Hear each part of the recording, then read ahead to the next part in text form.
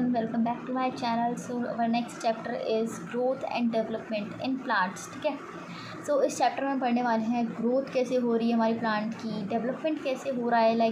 अब हम ह्यूमन से भी थोड़ा रिलेट करके देखेंगे ताकि और ईजिली समझ में आएगा आपको. So let's start our chapter. Then welcome back to my channel. So our next lesson is shit, यहाँ पे 20 है. ठीक है, ये गलत है. यहाँ पे 20 है, 24 गलती से टाइप हो गया है. ठीक है, ये लेसन 20 है हमारा, growth and development in plants. ठीक है, तो इस चैप्टर में हम पढ़ने वाले हैं प्लांट्स में ग्रोथ कैसे होती है, और हम ह्यूमन से भी थोड़ा बहुत रिलेट करके देखेंगे. इससे हमारा जो एक्सप्लेनेशन है, जो अंडरस्टैंडिंग है, वो और इजीली हो जाएगी. ठीक है, सो अब हम स्टार्ट करते हैं. तो in this lesson you will learn about growth, development and movement in plants. इस चैप्टर में हम पढ़ने वाले हैं कैसे ग्रोथ होती है प्लांट में, कैसे डेवलपमेंट होता है एंड कैसे मूवमेंट होती है प्लांट में. ठीक है, अब मूवमेंट की बात हो रही है, ये नहीं कि प्लांट हमारा इधर से उधर मूव कर रहा है. प्लांट के अंदर कितनी सारी चीजें मूव हो रही है. हमारा फूड का ट्रांसपोर्ट हो रहा है, हमारा मिनरल्स का ट्रांसपोर्ट हो रहा है, फूड का मूवमेंट हो रहा है. ठीक है, तो ये सारी चीजें हम पढ़ने वाले हैं इस चैप्टर में. सो ग्रोथ क्या है? ग्रोथ जो है लिविंग ऑर्गेन्स में देखी जाती है. ठीक है, अब मैंने पूछा जैसे कि अब ये टेबल ग्रो कर रहा है, क्या टेबल कैसे ग्रो करेगा? ठीक है, टेबल जो है वो ग्रोथ नहीं है, उसमें ग्रोथ में नहीं आता है. जो ग्रोथ है वो हमारा सिर्फ लिविंग ऑर्गेनिज्म में देखा जाता है. ठीक है, डेवलपमेंट हो सकती है, डेवलपमेंट हमारी नॉन लिविंग थिंग्स में हो सकती है, पर ग्रोथ हमारी नॉन लिविंग थिंग्स में नहीं होती. ठीक है, सो ग्रोथ हमारी may be defined as irreversible process. ये ग्रोथ क्या होती है? एक ये इरिवर्सिबल प्रोसेस होती है. इरिवर्सिबल प्रोसेस मतलब जो चीज वापस पहले जैसी नहीं हो सकती. अब मैंने एक पानी के ग्लास में ब्लैक कलर की इंक मिला दी है. ठीक है, मैंने बहुत ज्यादा इंक मिला दी है. अब वो पानी पूरी तरीके से ब्लैक हो चुका है. ठीक है, अब मैं उसको वापस प्योर पानी, सादा पानी जो होता है ट्रांसपेरेंट कलर का, वैसा तो कन्वर्ट नहीं कर सकती पानी को. ठीक है, और केमिकल्स तरीके हैं, केमिकल के तरीके हैं, केमिस्ट्री में देखे तो टाइट्रेशन वगैरह से हम पिंक को ट्रांसपेरेंट, ठीक है, ल्यूसेंट कर सकते हैं. पर लेकिन अगर नॉर्मली देखें तो वो चीज मैं आपको एग्जांपल दे रही हूँ कि अगर मैंने पानी डाला है ब्लैक कलर, पानी में ब्लैक कलर की कोई इंक डाली है, वो पूरा पानी ब्लैक हो चुका है, तो उसको हम वापस से सिंपल व्हाइट कलर का जो ट्रांसपेरेंट कलर का होता है पानी, उसे हम उसमें कन्वर्ट नहीं कर सकते. तो वो हमारा हो गया इरिवर्सिबल प्रोसेस. ठीक है, इसमें ग्रोथ में होता क्या है, हमारे सेल का जो साइज है, अब ये मेरा ट्री है, हमारा जो प्लांट है मान लेते हैं. ठीक है, हमारा प्लांट की जो सेल है, हमारी प्लांट बॉडी, हमारी ह्यूमन बॉडी पूरी सेल से मिलकर बनी है. ट्रिलियंस ऑफ सेल्स हमारे लगे हैं हमारी बॉडी बनाने में, समझे? तो हमारा अब ये मेरा सेल है. अब प्लांट का जैसे ग्रोथ हो रहा है, ठीक है, प्लांट जैसे हाइट में बढ़ रहा है, गिर्थ में, चौड़ाई में, प्लांट तो बढ़ेगा ही ना, ऑफ कोर्स, है ना. तो प्लांट जब बढ़ेगा तो सेल का साइज भी इंक्रीज होगा, अंदर के ऑर्गन्स भी तो इंक्रीज होंगे, न्यूक्लियस भी तो बड़ा होगा. अब मैं छोटी सी बच्ची थी तो मेरे लंग्स, मेरे हार्ट कितना छोटा था. ठीक है, पर लेकिन जैसे जैसे मैं बड़ी हो रही हूँ वैसे वैसे मेरा सारा ऑर्गन्स भी तो बड़ा हो रहा है ना. अब हमें पता है हार्ट जो है हमारी एक मुट्ठी के बराबर होता है ना, ह्यूमन बॉडी का देखे तो. ऐसी न्यूक्लियस में माइटोकॉन्ड्रिया हो गया, गोल्जी एपेरेटस हो गए, ये सारे सेल वॉल जो है, ठीक है, ये सारी चीज हमारी इंक्रीज होती रहती है. ठीक है, सो ये पूरा ऑर्गेनिज्म में ग्रोथ देखा जाता है. ठीक है, एंड डेवलपमेंट में क्या आता है? डेवलपमेंट में होता है कि हमारा जो ट्री है, जैसे हमारा सीड है, ठीक है, मैं आपको एक फोटो दिखाती हूँ डेवलपमेंट की. सो देखो, डेवलपमेंट वो होता है जो पूरे ऑर्गेनिज्म की जो जो चीजें अभी तक लाइफ साइकिल में चेंजेस जितने हुए हैं, एक मिनट से हटाने दो, ये वापस से आ गया. तो डेवलपमेंट में जो ऑर्गेनिज्म है उसको लाइफ साइकिल, उसकी जो पूरा लाइफ साइकिल है उसमें क्या क्या चेंज हुए. डेवलपमेंट इज लाइक दैट कि अब मैं छोटी सी बच्ची थी, हम अब पहले हमारा एम्ब्रियो फॉर्म होता है ना, एम्ब्रियो, चलो हम बेबी से लेते हैं. अब हमारा बेबी फॉर्म हुआ, फिर बेबी की डिलीवरी हुई, फिर ठीक है, फिर उसके बाद हम छोटे थे, अब हम इन्फेंट बने, फिर टॉडलर बने, फिर एडल्टहुड में आए. ठीक है, एडल्टहुड में आके हम टीनेजर्स में आए, मैच्योरेशन हुआ, है ना, मैच्योर हुए, और उसके बाद एडल्टहुड आया, फिर एडल्टहुड में आके फिर उसके बाद डेथ, है ना. तो ये पूरा हो गया डेवलपमेंट कि कैसे कैसे एक ह्यूमन जो है वो छोटा बच्चे से, इन्फेंट से लेके फिर वो थोड़ा बड़ा हुआ, टॉडलर हुआ, फिर एडल्टहुड में आया, फिर मैच्योर हुआ, और उसके बाद डेथ आ गई एट द एंड, है ना. तो यही हमारा डेवलपमेंट होता है. तो ऐसे अगर हम सीड्स प्लांट के तरीके में देखें कि इनमें डेवलपमेंट कैसे देखी जाती है, तो देखो, अब ये मेरा सीड है. ठीक है, सीड में क्या हुई? सीडलिंग में मतलब बर्ड्स हमारे फॉर्म हुए, है ना. सीड्स तो तभी तो ग्रोथ होगी ना सीड की भी. ठीक है, हमने जब इसको गाड़ दिया, जब हमने इसको सॉइल के अंदर दबा दिया है सीड को, ठीक है, तब क्या क्या होता है, तो अब ये देखो. फिर उसके बाद क्या आता है? हमारा जुवेनाइल स्टेज आता है. तो जुवेनाइल में हमारे वेजिटेटिव पार्ट्स उगते हैं, मतलब इसमें कोई फ्लावर या फिर फ्रूट नहीं आएंगे, बस इसमें जो पेड़ पत्तियां स्टेम्स की ग्रोथ हो रही है ना, ये सिंपल इसमें ये हो रहा है। तो जुवेनाइल फेज इसको कहते हैं सीड्स में देखे तो, ठीक है। इसी इसको हम बड़ा कर लेते हैं पहले। एंड देन उसके बाद क्या होता है, हमारे रूट लीव्स, इस मैंने भी बताया जुवेनाइल में हमारे क्या होता है, रूट लीव स्टेम इन सब का फॉर्मेशन हो रहा है। उसके बाद हमारा मैच्यूरेशन होता है, ठीक है। मैच्यूरेशन में हमारे जो एपेक्स होते हैं, टिप होती है प्लांट की, वो सब ग्रोथ होती है, ठीक है। प्लांट की जो हाइट है वो ग्रोथ होना स्टार्ट होती है। फिर रिप्रोडक्टिव फेज आता है हमारा, ठीक है। तो रिप्रोडक्शन वाला प्रोसेस होता है जिससे हमारे फ्लावर्स बनते हैं, ठीक है, फ्रूट फॉर्म होता है, ठीक है। एंजियोस्पर्म, जिम्नोस्पर्म, ये सारी चीजें तब टेक प्लेस होती है। उसके बाद हमारा आता है फ्लावरिंग पार्ट, हमारा जब हमारे फ्लावर्स बनना स्टार्ट होते हैं, रिप्रोडक्शन के बाद ही तो हमारे फ्लावर या फिर फ्रूट फॉर्म होंगे, तो फ्लावरिंग स्टेज आती है। फिर उसके बाद हमारा आता है स्यूसेंट। इसमें क्या होता है, हमारा जो प्लांट है वो हमारा बूढ़ा होने लगता है, ठीक है, एडल्टहुड में आने लगता है, मतलब थोड़ा ओल्ड एज में, ठीक है। और नेक्स्ट उसके बाद हमारे प्लांट की डेथ हो जाती है, ठीक है। सो इस तरीके से सीड का पूरा प्रोसेस चलता है। तो यही डेवलपमेंट है कि डेवलपमेंट प्रोसेस जो हमारा बचपन से लेके हम अभी तक जो डेथ तक जो पूरा प्रोसेस चलता आया है वो हमारा डेवलपमेंट है। ग्रोथ हमारी वो है जो हमारी पूरी बॉडी में ग्रोथ हो रही है, ठीक है। अब ग्रोथ जो होता है वो हर जगह से इक्वल होता है। जैसे कि मैं बड़ी हो रही हूँ, मैं छोटी सी बच्ची थी, अब मेरी उंगलियां तो छोटी छोटी है नहीं कि मेरा हाइट बढ़ गया, मेरा उंगलियां वगैरह मेरी छोटी लगी। ग्रोथ हर जगह से इक्वल हो रही है, हमारी उंगली भी बढ़ रही है, हमारे पैरों की उंगली भी बढ़ रही है, ठीक है। हमारे हेयर्स वगैरह सब बढ़ रहे हैं, तो ये सारी चीजें हमारी ग्रोथ में आती है, ठीक है। अब लाइक हमारे हेयर्स ग्रो हो रहे हैं, ठीक है। तो हमारे हेयर्स ग्रो हो रहे हैं, वो हमारा ग्रोथ में आ गया। ये इरिवर्सिबल प्रोसेस है ऑफ कोर्स। अब मैंने इसको काट लिया, ये मेरी मर्जी है, ठीक है। इसको मैंने काटा तो ये मेरी मर्जी है। अब इसको मैंने वापस गंजा कर दिया, ठीक है। पहले गंजा था, फिर ये इतने लंबे बाल हुए, उसके बाद मैंने इसको वापस काट के ट्रिम कर लिया, पूरा गंजी हो गई। तो ये एक तरीके से ये ह्यूमन मेड रिवर्सिबल प्रोसेस हो जाएगा, ठीक है। पर लेकिन हमारे बाल तो बड़े थे ना, तो ये इरिवर्सिबल प्रोसेस है, ठीक है। अब हम आ जाते हैं वापस पीडीएफ पे। ये देखो स्लाइड। अब ये जो हमारे पीडीएफ जो थे इन सब में ये डेवलपमेंट के बारे में लिखा है, ग्रोथ कर्व, अभी हम ये सब चीजें पढ़ेंगे। ये S shape curve, lag phase, stationary phase, ये सारी हम चीजें अभी पढ़ने वाले हैं। स्टेशनरी फेज जो मूव नहीं कर रही है, ठीक है, जो एक जगह पे रेस्ट पोजिशन पे है, ठीक है, स्टेशनरी फेज उसको कहते हैं। अभी हम इसको पहले स्लाइड्स के थ्रू समझते हैं, बहुत ईजी लैंग्वेज में, बहुत ईजी चैप्टर है ये, ठीक है। अब हम स्टार्ट करते हैं हमारी पूरी स्लाइड से, ठीक है। ये पूरा है हमारा ऑब्जेक्टिव्स, ठीक है। ये सारे इस चैप्टर में हम क्या क्या पढ़ने वाले हैं वो सारी चीजें इसमें लिखी हुई है। ग्रोथ, डेवलपमेंट, डेवलपमेंट, ग्रोथ, वही सारी चीजें लिखी है इसमें, हम कैसे कैसे क्या क्या चीजें पढ़ने वाले हैं, ठीक है। तो अब ये चीज मैंने आपको बताई थी, ग्रोथ क्या है, डेवलपमेंट क्या है, ठीक है। सो देखो डेवलपमेंट में हमारे दो फेज आते हैं। एक तो आता है हमारा मोर्फोजेनेसिस एंड आता है डिफरेंशिएशन। तो मोर्फोजेनेसिस में हमारा कौन सा प्रोसेस, ये एक प्रोसेस होता है जिसमें हमारा डेवलपमेंट हो रहा है शेप और स्ट्रक्चर का, ठीक है। एक ऑर्गेनिज्म है, ठीक है, उसका शेप, उसका स्ट्रक्चर, लाइक हम ह्यूमन बॉडी है हमारे छोटे से, अब हमारे पूरे बॉडी का शेप भी तो चेंज होगा, स्ट्रक्चर भी तो चेंज होगा ना। तो ये हमारे मॉर्फोजेनेसिस फेज में आता है, ठीक है। नेक्स्ट हमारा डिफरेंशिएशन। डिफरेंशिएशन में क्या होता है, हमारे सेल में जो हमारे सेल का साइज होता है, टिश्यूज होते हैं, उन सब में चेंजेस आते हैं, ठीक है। इंटरनल ऑर्गन्स बेसिकली, ठीक है। डिफरेंशिएशन में हमारे इंटरनल ऑर्गन्स का डेवलपमेंट होता है, ठीक है। ताकि हम सेल्स में देखो, अब सेल छोटा, अब सेल में चेंजेस आएंगे तभी तो वो और अलग अलग तरीके के फंक्शन परफॉर्म कर पाएगा ना, है ना। तो डेवलपमेंट हमारे लिए बहुत जरूरी है हमारी लाइफ में, तो हमें पता ही है। नेक्स्ट हमारा stages of cellular growth. The growth of an organ or an organism occurs in three successive stages। तो हमारे 3 स्टेजेस में हमारा सेल का ग्रोथ होता है। सेलुलर ग्रोथ मतलब सेल का ग्रोथ, ठीक है। सबसे पहले हमारा क्या होता है, सेल डिवीजन होता है। हमारे सेल्स डिवाइड करते हैं, अब ये एक है तो ये डॉटर सेल्स में, 2 डॉटर सेल्स में या 4 डॉटर सेल्स में डिवाइड होगा, है ना। नेक्स्ट हमारा सेल एनलार्जमेंट, मतलब सेल का साइज बढ़ना स्टार्ट होगा। नेक्स्ट हमारा सेल डिफरेंशिएशन। तो इन द स्टेज जो हमारा सेल का स्ट्रक्चर है, ठीक है, हमारा सेल का जो शेप है और जो फंक्शन परफॉर्म करता था और कितने तरीके के फंक्शन परफॉर्म करेगा, ये सारी चीजें में चेंजेस होती है, ठीक है। And similar type of sales having same function form a group.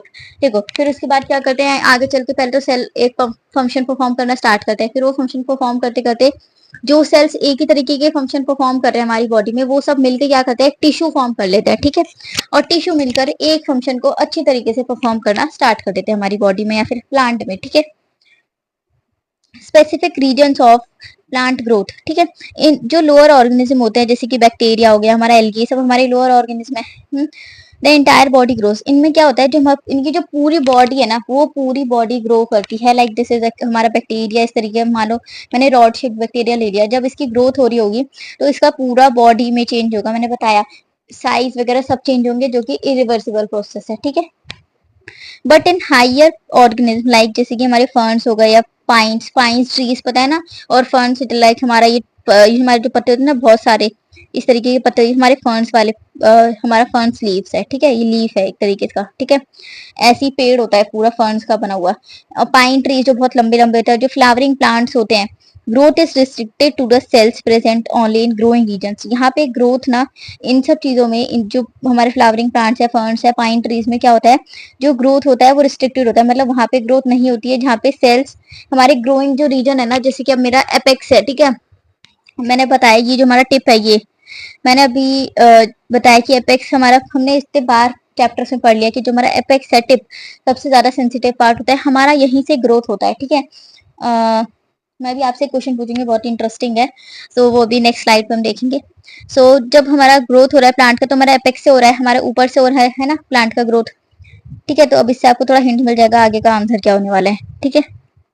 तो हमारा प्लांट ग्रो कहाँ से कर रहा है, ये हमारा ग्रोइंग रीजन है, ठीक है, यहीं से हमारा प्लांट ऊपर की तरफ ग्रो होता है, ठीक है। Like shoot tips and root tip. अब रूट की टिप देखे तो हमारा रूट टिप है, ठीक है, यहाँ पे हमारे ग्रोथ नहीं होती है, जो जो हमारी टिप होती है ना, टिप्स पे यहाँ पे हमारी ग्रोथ नहीं होती है, क्योंकि ये बहुत ही सेंसिटिव पार्ट है, ठीक है, और ये बहुत ही मेजर स्पेसिफिक रीजन है, स्पेशल रीजन है। यहाँ पे अगर ग्रोथ होने लग गई तो ऐसे तो बहुत सारे यहाँ पे रूट्स फॉर्म हो जाएंगी, ठीक है। Growth at the tip leads to elongation of body parts and lateral ways, ठीक है। देखो जब ग्रोथ टिप, जब हमारी ग्रोथ का एनलार्जमेंट होगा टिप्स पे, ठीक है, तो हमारे जो लेटरल पार्ट्स है वो सब भी डिवाइड होना स्टार्ट हो जाएंगे, वो सभी बहुत ज्यादा ग्रो होना स्टार्ट हो जाएंगे। इसकी वजह से जो थिकनेस होगी ना स्टेम्स की और रूट्स की, वो कुछ ज्यादा ही क्वांटिटी में बढ़ जाएगी। इसी वजह से स्पेसिफिक रीजन्स में जो प्लांट की ग्रोथ होती है वो नहीं होती है, ठीक है। सो वो क्वेश्चन मैं आपसे अभी थोड़ी देर में पूछूंगी, पहले हम ये देख लेते हैं सारी चीजें ग्रोथ कर, जो बेसिक बेसिक चीजें हैं। The rate of growth of a plant और plant part is not always the same during its life span. जो हमारी प्लांट का ग्रोथ हो रहा है, ठीक है, या प्लांट का किसी पार्ट का ग्रोथ हो रहा है, तो वो पूरे लाइफ स्पैन में सेम नहीं रहेगा। लाइक अब ये मेरा स्टेम है, ठीक है, अब ये स्टेम आगे चल के ये पूरा पेड़ जैसा बनेगा, गिर्थ इसकी बनेगी, है ना, तो ये पूरे लाइफ टाइम ऐसा तो रहेगा नहीं। लाइफ स्पैन मतलब पूरे लाइफ टाइम, ठीक है। समटाइम्स इट इज स्लो, कभी कभी कुछ प्लांट्स में बहुत ही ज्यादा स्लो ग्रोथ होती है, किसी में बहुत ज्यादा तेजी से ग्रोथ हो जाती है। If we plot the increase in cell number, जब हम सेल नंबर की इंक्रीज की बात करें तो हमारा ग्रोथ रेट भी बढ़ता है ना। A typical S shaped curve is, यहाँ से हमारा क्या होता है, एस शेप्ड कर्व फॉर्म होता है, ठीक है। This is called growth curve और सिग्मोइड ग्रोथ कर्व। इसी को हम जो हमारा एस शेप्ड है ना, तो इसको हम सिग्मोइड कहते हैं, एस जो है हमारा, तो ये सिग्मोइड ग्रोथ कर्व कहते हैं इसको। सो ये देखो ये रहा हमारा सिग्मोइड ग्रोथ कर्व। तो ये इस तरीके से होता है, ठीक है। हमारा जो जीरो होता है ना, जीरो पॉइंट, यहाँ से हमारा स्टार्ट होता है, ठीक है। दिस कर्व है, इसके थ्री फेज होते हैं, एक होता है लैग फेज, एक होता है लॉग फेज, एक होता है स्टेशनरी फेज। स्टेशनरी फेज मैंने बताया जहाँ पे जो भी चीजें हमारी ऑर्गेनिज्म है, जो भी हमारा ग्रोथ हो रहा है, वो हमारा रुक जाता है, रेस्ट पे चला जाता है, ठीक है। लैग फेज में हमारा क्या होता है, इनिशियल फेज। जो लैग फेज मतलब स्टार्टिंग का जो फेज है, हमारा स्टार्टिंग का ग्रोथ हो रहा है, वो हमारा लैग फेज कहलाता है, जहाँ पे हमारा जो ग्रोथ का रेट होता है, ग्रोथ हमारी बहुत ही धीरे धीरे होती है, ठीक है। लैग मतलब नाम से समझ हो रहा है, लैग धीरे धीरे हो रहा होगा, बहुत ही स्लो प्रोसेस चल रहा होगा, है ना। सो लैग फेज हमारा जब हमारी ग्रोथ स्लो हो रही है। लॉग फेज हमारा जब हमारा ग्रोथ बहुत ही तेजी से बढ़ने लग गया, ठीक है। Its maximum during the entire life span, ये सबसे ज्यादा मैक्सिमम होता है जब हमारे पूरे लाइफ साइकिल की बात हो रही है, ठीक है। स्टेशनरी फेज मैंने बताया, यहाँ से हमारा डिक्रीज होना स्टार्ट हो जाता है ग्रोथ, या फिर रुक जाता है एट एंड। लाइक अब मैंने बोला एनिमल्स होते हैं, ठीक है, अब एनिमल्स हमारा ग्रो कर रहा है, एनिमल है हमारा कोई, मान लो ये शेर, कोई बर्ड ले लेते हैं हम, ठीक है। बर्ड की ग्रोथ हो रही है, अभी छोटी सी चिड़िया थी, अभी धीरे धीरे करके ये थोड़ी सी बड़ी होगी, मैच्योर होगी, ठीक है। उसके बाद ये क्या करेगी, एक एक एक समय के बाद ये, इनकी जो हाइट है वो बढ़ना बंद हो जाएगी, इनका जो साइज है वो बढ़ना बंद हो जाएगा, और एट एंड ये एडल्टहुड में जाएगी और उसके बाद इनकी डेथ हो जाएगी, है ना। सो जो हमारे एनिमल्स होते हैं ना, उनकी ज्यादा लाइफ स्पैन नहीं होते, इतना पता ही होगा आपको, वो बहुत जल्दी, जैसे रैबिट्स होते हैं वो शायद से आई थिंक रैबिट्स जो होते हैं वो 6 मंथ शायद जिंदा रहते हैं, 6 या 36। एक बार आप देख के कमेंट में बताना, ठीक है। तो ये हमारा इसीलिए इस तरीके से पहले हमारा इनिशियल फेज बहुत धीरे धीरे हमारा बढ़ रहा है, ठीक है। उसके बाद बहुत ही तेजी से इंक्रीज होता है हमारे लॉग फेज में, और उसके बाद हमारा स्टेशनरी फेज आता है, या फिर जो ग्रोथ होती है वो डिक्रीज होना स्टार्ट हो जाती है। जैसे कि हम ह्यूमंस की बात करें, तो ह्यूमंस की जो छोटा सा बच्चा है वो अभी जन्म लिया है, उसकी धीरे धीरे उसकी उसमें डेवलपमेंट होगा, उसमें जो ऑर्गन्स वगैरह वो सब चीजों में चेंजेस होंगे, धीरे धीरे हाइट बढ़ेगी, फिंगर्स बढ़ेंगे, ठीक है, लेग्स का साइज इंक्रीज होगा, हेड का साइज इंक्रीज होगा, हेयर्स इंक्रीज होंगे, है ना। फिर क्या होता है, हमारा जो बच्चा होता है वो टॉडलर से कब हमारा मैच्योरेशन टीनेजर में आ जाता है पता ही नहीं चलता, कितनी तेजी से हमारे ग्रोथ होती है ना। और एक टाइम के बाद क्या होता है, हमारे बच्चे की जो ग्रोथ होती है, जो हमारी हाइट वगैरह होती है वो बच्चे की रुक जाती है ना, वहां पे सेल्स डिवाइड होना बंद कर देते हैं। ऐसा कहते हैं ना कि 18 पे हाइट नहीं बढ़ती, ऐसा कुछ भी नहीं होता है, ठीक है। ये सब फालतू की बनी बनाई बातें हैं। बस अपना एक्सरसाइज करो, अच्छी डाइट रखो, हाइट आराम से बढ़ेगी। कुछ लोगों में होता है बस, ये रेयरली होता है, ऐसा नहीं है कि सब में किसी में नहीं बढ़ेगी, ठीक है। अब हम नेक्स्ट स्लाइड पे चलते हैं, जो कि हमारा मेजरमेंट ऑफ ग्रोथ, ठीक है। ग्रोथ को हम कैसे मेजर कर सकते हैं प्लांट्स में, ठीक है। सो एक सेकेंड, हाँ। So growth in plants being a quantitative phenomena can be measured in relation to time. देखो, टाइम के अकॉर्डिंग हम प्लांट की ग्रोथ को नाप सकते हैं। It can be measured in terms of, in terms में हम प्लांट की जो ग्रोथ होती है उसको हम मेजर कर सकते हैं। फर्स्ट है हमारा इंक्रीज इन लेंथ और ग्रोथ, ठीक है। हाइट बढ़ रही है, प्लांट ग्रो हो रहा है ना, तो उससे हम मेजरमेंट कर सकते हैं। In case of stems and roots, roots को देख सकते हैं, अगर रूट्स की कितनी स्टेम है उस अकॉर्डिंग हम मेजरमेंट निकाल सकते हैं ग्रोथ की, रूट प्लांट की, सॉरी, ठीक है। इंक्रीज इन एरिया और वॉल्यूम, जैसे जैसा वो गिर्द, जैसे जैसे पेड़ की बढ़ेगी, ठीक है, चौड़ाई बढ़ेगी, तो वैसे वैसे वो सरफेस एरिया भी ज्यादा घेरने लगेगा, है ना। तो एरिया कितना बढ़ रहा है, और और जब एरिया बढ़ रहा है हमारे प्लांट का, तो उसके अंदर वॉल्यूम भी तो बढ़ेगा। अब वो इतना एक स्टेम है, अब वो उसके बाद हमारा इतना हो जाएगा चौड़ा, तो इसमें वॉल्यूम भी तो बढ़ रहा है ना। जैसे कि लीव्स, फ्रूट्स बहुत ज्यादा ट्रीज में होने लग गए हैं, ठीक है, उससे हम मेजरमेंट कर सकते हैं। Increase in number of cells, अब सेल्स भी तो अब ऑफ कोर्स, अब स्टेम है, छोटा छोटा सा प्लांट है हमारा, अब वो जैसे जैसे बड़ा होगा, क्योंकि सारी चीजें लिविंग ऑर्गेनिज्म हमारी सेल से मिलकर बनी है। सेल जब डिवाइड करेंगे, ठीक है, जब सेल का साइज बढ़ेगा, जैसे कि यीस्ट, एल्गी, बैक्टीरिया, इन सब में, तब हमें पता चलता है ग्रोथ हो रही है, ठीक है।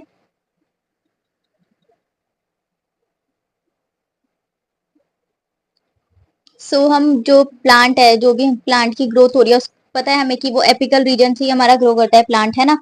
जैसे कि अब हमारा ये ट्री है, ये हमारा प्लांट है, या ये ऊपर का जो इसका एपेक्स है, ठीक है, इसको हम एपेक्स कहते हैं, हमारा प्लांट का टिप होता है, ये हमारे ब्रांचेस है मान लो, है ना। ये एपेक्स से ग्रो हो रहा है हमारा ट्री, है ना, जो भी हमारा प्लांट है। इसको हम डायरेक्टली सिंपली मेजर कर सकते हैं, ठीक है, ये डायरेक्ट मेथड हो गया स्केल के थ्रू, है ना। अब मैं आपको पीडीएफ लेके चलती हूँ। ये देखो, ये दूसरी पीडीएफ है, ठीक है, वो वाली नहीं है। ये हमारा प्लांट है, इसमें हम ग्रोथ डेवलपमेंट के बारे में पढ़ ही रहे हैं, ठीक है। ग्रोथ हमारी सेल में डिवीजन से होती है, एक इंटर सेलुलर डिवीजन होता है, एक होता है एक्स्ट्रा सेलुलर डिवीजन, ठीक है। सेल्स कैसे डिवाइड कर रहे हैं, एक्सटर्नल या इंटरनल, वो, ठीक है। नेक्स्ट हमारा ये ग्रोथ हमारा इरिवर्सिबल प्रोसेस है, ये एक तरीके से परमानेंट चेंज है। अब ये वापस से जब ये वापस से वैसा ठीक हो ही नहीं सकता, जैसे अब मैंने बताया था, एग्जांपल दिया था, अगर हम एक ग्लास में वाटर ब्लैक कलर का इंक डाल रहे हैं पानी में, तो उसको हम वापस रिवर्सिबल नहीं कर सकते, वैसे कि वैसा प्योर पानी, ट्रांसपेरेंट पानी हम नहीं कर सकते, है ना। उसी को हम कहते हैं इरिवर्सिबल प्रोसेस, जो पहले जैसी नहीं हो सके चीजें। उसके बाद इरिवर्सिबल में हमारा साइज, वॉल्यूम, रूट्स, ठीक है, ये सारी चीजें आती है। नेक्स्ट, ग्रोथ तब होती है जब हमारा एनाबॉलिज्म ज्यादा हो कैटाबॉलिज्म से, ठीक है। एनाबॉलिज्म मतलब सेल्स का एडिशन हो रहा है, ठीक है, सेल्स और हमारे पास बन रहे हैं, सेल्स के बनने से हमारे पास ग्रोथ होती है। और कैटाबॉलिज्म मतलब कैटा, तो इसमें ब्रेक डाउन होता है सेल्स का, ठीक है, ब्रेक डाउन होता है हमारे सेल्स का कैटाबॉलिज्म में। तो जब एनाबॉलिज्म, जब सेल्स ज्यादा बन रहे हैं, कैटाबॉलिज्म से ब्रेक डाउन होने से ज्यादा जब हमारा कोई चीज बन रहा है, तो उसमें क्या होगी, ग्रोथ होगी, ठीक है। अब लाइक हमारा ये सेल है, अब जब सेल बड़ा होगा तो उसके अंदर की, तो उसका अंदर का जो मसाला है, इनका जो अंदर की चीजें हैं, ऑर्गेनेल्स है, वो सारी चीजें भी तो बड़ी होगी, प्रोटोप्लाज्म भी तो ज्यादा होगा। ठीक है, तो जब प्रोटोप्लाज्म बढ़ेगा तो उसको हम कहते हैं प्रोटोप्लाज्मिक ग्रोथ। ठीक है, सो ये हो गया हमारा रियल ग्रोथ। नेक्स्ट हमारा ग्रोथ है मेजरेबल है, इंक्रीज इन सेल साइज। ठीक है, जैसे जैसे सेल का साइज इंक्रीज होगा हमारा, ठीक है, लेंथ में इंक्रीज होंगे, पॉलन ट्यूब्स इंक्रीज होंगे, जिसकी वजह से खाना इजीली ट्रांसफर भी होगा। ये ह्यूमंस की बात हो रही है यहाँ पर। ठीक है, जैसे वॉल्यूम बढ़ेगा, सेल के नंबर बढ़ेंगे, जब सेल डिवाइड करेंगे तो सेल के नंबर तो बढ़ेंगे ही, ऑफ कोर्स, है ना। सो प्लांट ग्रोथ है हमारी इंटरमीडिएट होती है। इंटरमीडिएट मतलब जिस जो हमारा प्लांट ग्रोथ कैसे हो रहा है, मेरिस्टम से, है ना, मेरिस्टम ग्रोथ हो रही है। मेरिस्टम ग्रोथ में मतलब हमारे मोनोकॉट, डाइकॉट्स, लेंथ जो होती है ना, मेरिस्टम की वजह से तो हमारी प्लांट की ग्रोथ हो रही है कि वो टॉल कितना हो रहा है ना। ये मच्छर वाला स्प्रे किया है ना, उसकी वजह से मेरे को खांसी आ रही है बहुत। सो हाँ, ये क्वेश्चन मेरे को पूछना था आपसे, ये सबसे इंटरेस्टिंग क्वेश्चन है। एक सेकंड, इसको थोड़ा छोटा कर देते हैं।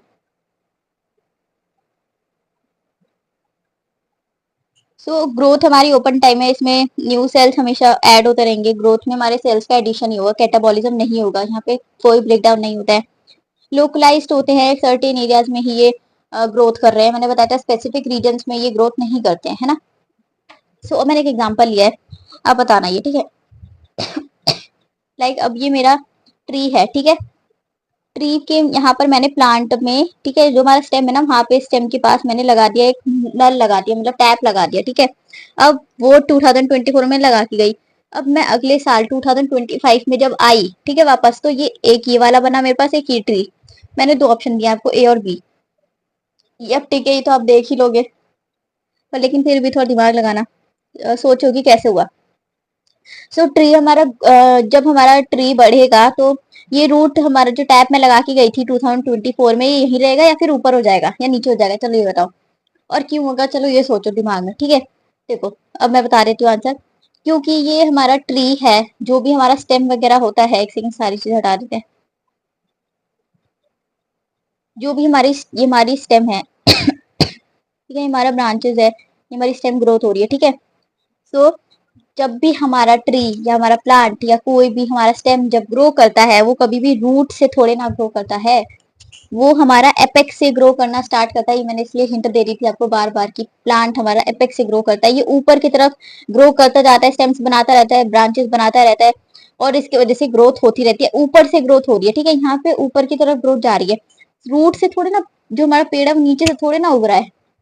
हमारे जो हाथ पैर है, लाइक हम ह्यूमंस की देखें तो जब हम बड़े हो रहे होते हैं छोटे बच्चे से, तो हमारी हाथ पैर उंगलियां वगैरह सारी इक्वली हमारी ग्रो हो रही होती है, ठीक है। हमारे फिंगर्स जो है इतने से इतने हो गए, ठीक है।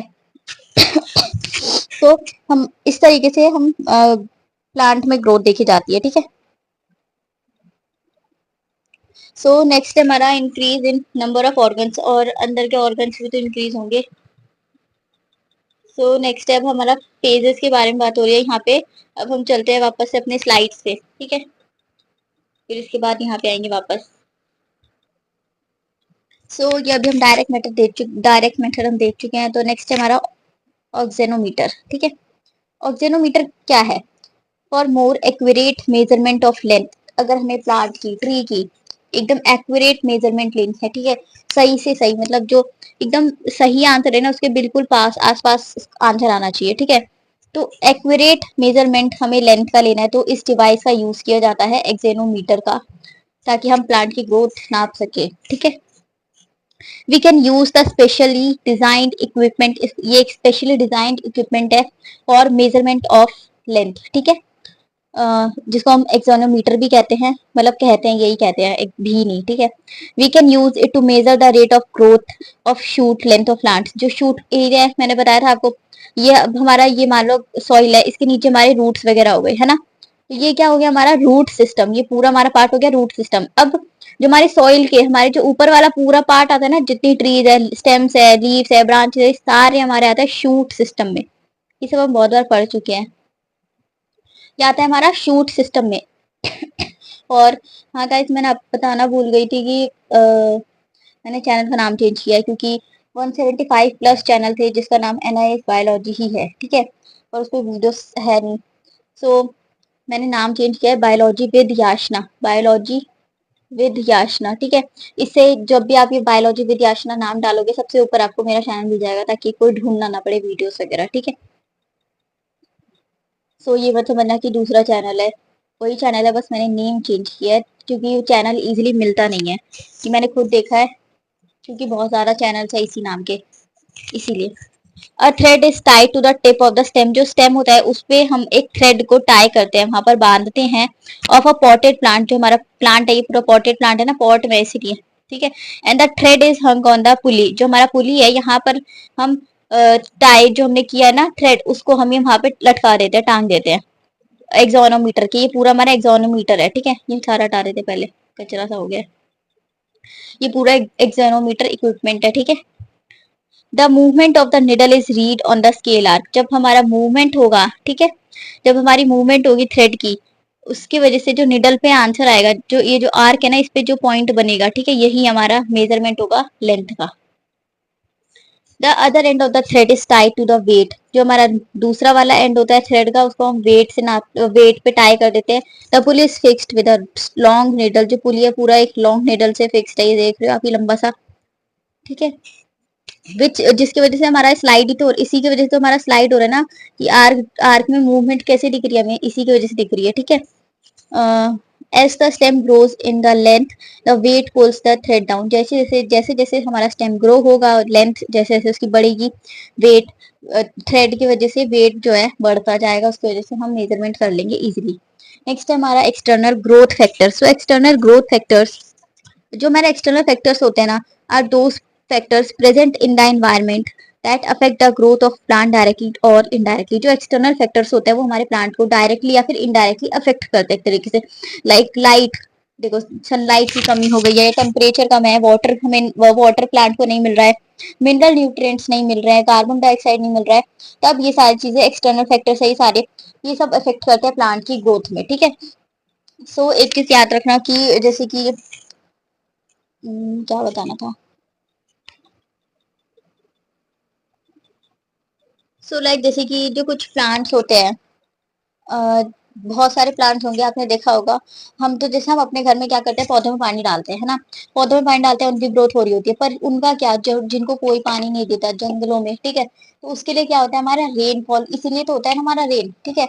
बारिश जब आती है तो इतने भरपूर मात्रा में जो प्लांट है हमारा, जो प्लांट को पानी डेली नहीं मिलता है नॉर्मल, ठीक है, वो प्लांट वो पानी स्टोर करती है अंडरग्राउंड, ठीक है, और उसी को यूज करते हैं जब तक अगली रेनफॉल नहीं होती है, ठीक है। जब मिनरल न्यूट्रिएंट्स की कमी है, वाटर की कमी है, फिर टेम्परेचर ज्यादा कम हो गया है, ज्यादा तेज हो गया, ठंड हो गई है, ज्यादा बढ़ गई है, गर्मी बहुत ज्यादा ही चली गई है, ठीक है, और लाइट मतलब सनलाइट प्रॉपरली नहीं मिल रही है, ठीक है। अब हमारा प्लांट है, हम उसको घर में रख रहे हैं, तो ऑफकोर्स वो कैसे ग्रो करेगा, वो बढ़ ही नहीं पाएगा ना, अब उसको सनलाइट तो चाहिए, ठीक है। अब इंटरनल ग्रोथ फैक्टर्स, अब इंटरनली जो हमारे प्लांट है ग्रोथ पे क्या इफेक्ट करता है, अब ये पढ़ते हैं। In addition to the external factor as discussed, अभी हमने पढ़ा, there are some substance produced in the plant body, कुछ सब्सटेंस हमारे प्लांट बॉडी में प्रोड्यूस होती है जो इफेक्ट करती है खुद ही, कोई प्लांट की जो ग्रोथ है खुद ही को इफेक्ट कर रही होती है वो चीज, these are called plant hormones, plant के भी कुछ हार्मोन्स होते हैं, नहीं ये नहीं कि ह्यूमंस में ही हार्मोन्स होते हैं, ठीक है, प्लांट के हार्मोन्स की वजह से भी हमारा जो प्लांट ग्रोथ है वो इफेक्ट करता है, ठीक है, उसकी वजह से उसको कुछ ना कुछ हार्मफुल पहुंचती है, ठीक है, उसको कुछ खराबी पहुंचती है एक तरीके से, ठीक है, जिसकी वजह से ग्रोथ नहीं हो पाती है, रुक जाती है ग्रोथ, जैसे कि फाइटो हार्मोन्स प्रोड्यूस हो गई ज्यादा, ठीक है, या फिर ग्रोथ हार्मोन्स में कुछ इफेक्ट ज्यादा आ गया है, तब हमारी इंटरनल ग्रोथ फैक्टर जो होती है, इंटरनल ग्रोथ जो होती है प्लांट की, वो रुक जाती है, हमारा सेल जो है डिवीजन नहीं कर पाता है, न्यूक्लियस हमारा डिवाइड नहीं कर पाता है, ठीक है। अब phytohormone is an organic substance, ये हमारा एक ऑर्गेनिक सब्सटेंस है, produced in a small quantity in one part of a plant body and capable of moving to other plant to influence the growth of that part, ठीक है। जो phyto hormone होता है हमारा एक ऑर्गेनिक सब्सटेंस होता है, और ये क्या प्रोड्यूस करता है, ये बहुत ही कम क्वांटिटी में, एक प्लांट बॉडी है हमारी, अब उसके एक पार्ट में वो ये फाइटो हार्मोन्स रिलीज करता है, इसकी वजह से क्या होता है, it is capable of moving to other parts, जो हमारा जो हमारा प्लांट बॉडी है जहाँ पर इन्होंने ये फाइटो हार्मोन रिलीज किया है वो दूसरे पार्ट्स तक पहुंच जाता है इजीली, ठीक है। इसकी वजह से ग्रोथ जो होती है प्लांट की इफेक्ट करती है। The naturally produced growth hormones are broadly grouped under 5 major classes. जो नेचुरली ग्रोथ हार्मोन्स प्रोड्यूस होते हैं प्लांट्स के थ्रू वो 5 मेजर क्लासेस में डिवाइडेड है। सो फर्स्ट है हमारा ऑक्सिन, नेक्स्ट है हमारा गिबरेलिंस एंड साइटोकिनेस, एथाइलिन, एब्रेसिक एसिड, ठीक है। तो एब्रेसिक एसिड और ऑक्सिन तो आपने बहुत सुना होगा केमिस्ट्री लैब में, ये बहुत ही ज्यादा आता है, मतलब जो हम प्रैक्टिकल्स करते हैं उन सब में ये इन दोनों का यूज तो बहुत ही ज्यादा होता है। इथाइलिन का भी यूज होता है पर उतना नहीं।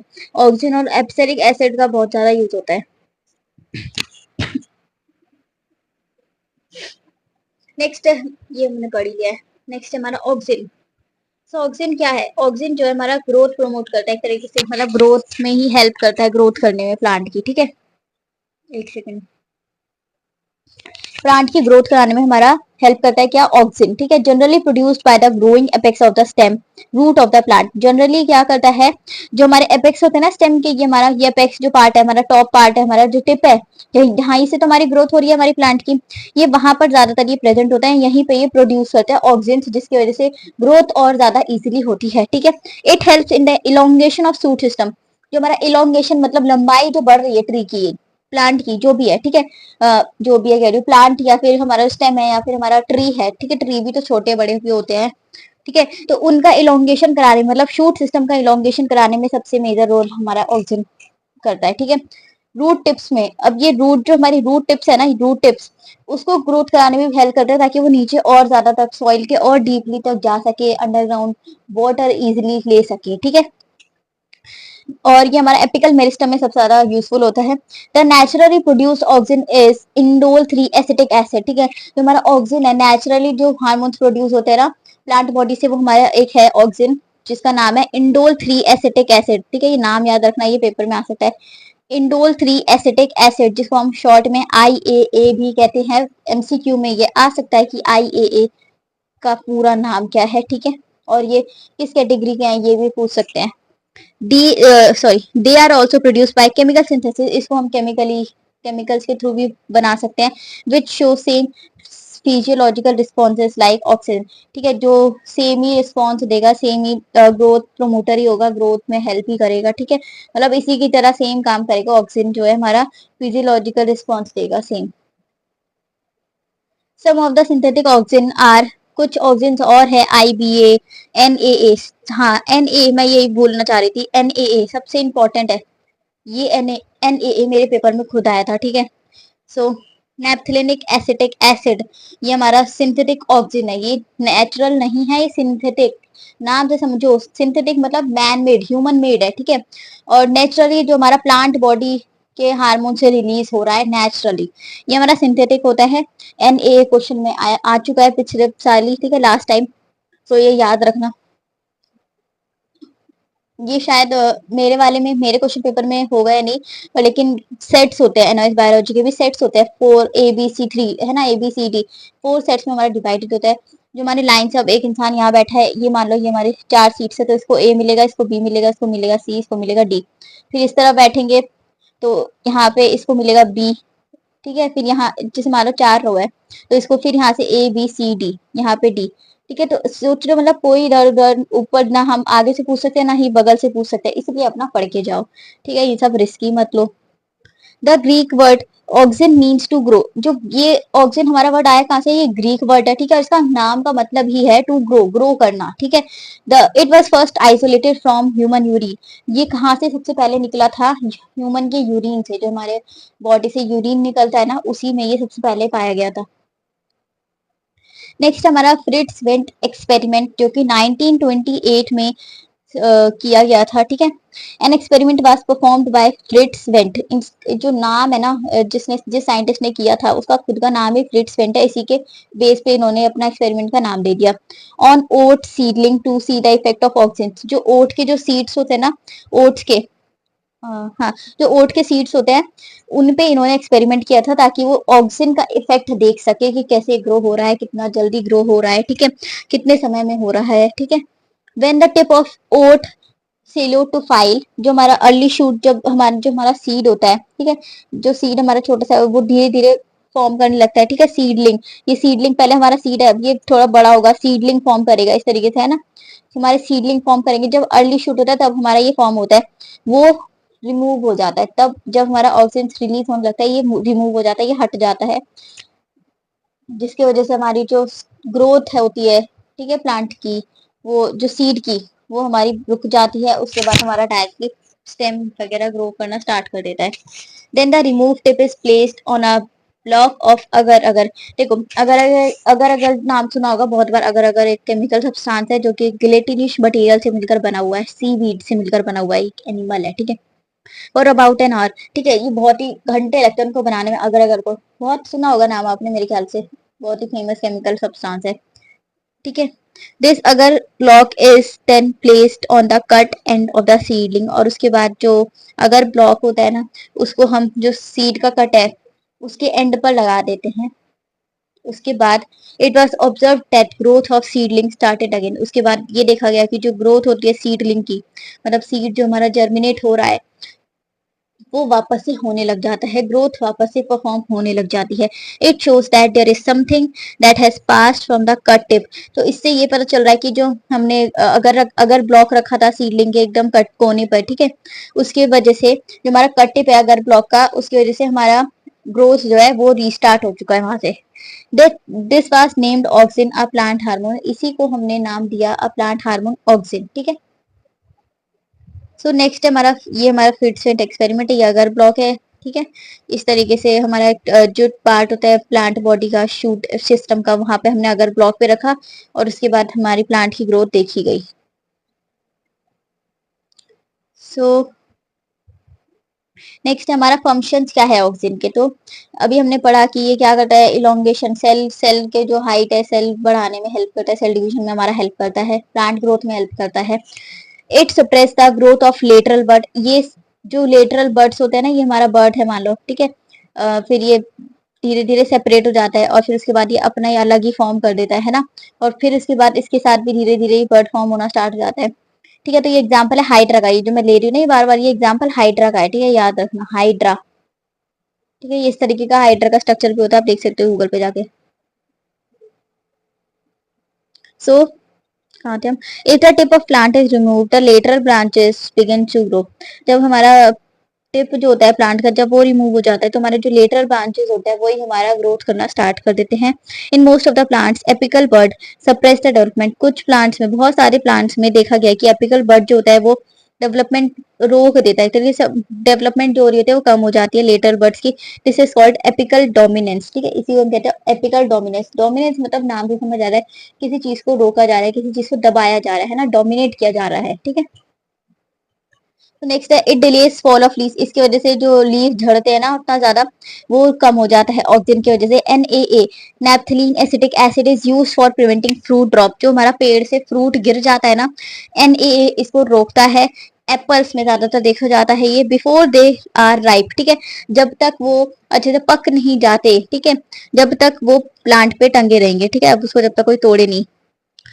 और जब वो सड़ना स्टार्ट हो जाता है, ठीक है, जब वो पकने से ज्यादा ही पकने लग गया है एक्स्ट्रा, तब वो हमारा नीचे गिर जाता है, फॉल डाउन उसका स्टार्ट हो जाता है। 2,4-D dichlorophenoxy acetic acid act as dicot weedicide. Dicot weedicide के केमिक एक तरीके से वीडीसाइड मतलब होते हैं जो अनवांटेड प्लांट्स को रिमूव करने में केमिकल्स हेल्प करते हैं। लाइक अब हमारा वीडीसाइड का क्या काम है, वीडीसाइड का काम होता है जो अनवांटेड प्लांट उग रहे होते हैं ना उनको ये स्टॉप कर देता है, ये केमिकल हम छिड़कते हैं उनपे, ठीक है। तो उस केमिकल को हम वीडीसाइड कहते हैं। लाइक दिस अवर हमारे क्रॉप है, ठीक है, क्रॉप हमारे ऐसे ऐसे लाइन में उग रहे हैं, ठीक है। अब क्रॉप के साथ साथ कुछ फालतू के अनवांटेड प्लांट्स भी उग जाते हैं, ठीक है, जो कि क्या करते हैं, हमारे जो रियल क्रॉप है, जो हमारा जैसे हमारा आलू प्याज है, इन सबको ये खराब करने लगते हैं, ठीक है, बैक्टीरिया लगने लगते हैं, ठीक है। इसकी वजह से हमारा जो क्रॉप प्रोडक्शन है वो हमारा खराब हो जाता है, रुक जाता है, ठीक है। तो उसी को रोकने के लिए वीडीसाइड का यूज किया जाता है। वीडीसाइड एक तरीके से पेस्ट होता है, ठीक है, मतलब केमिकल होता है, केमिकल स्प्रे इससे करते हैं जिसकी वजह से हमारा अनवांटेड प्लांट्स जो होते हैं वो उगते नहीं है, ठीक है।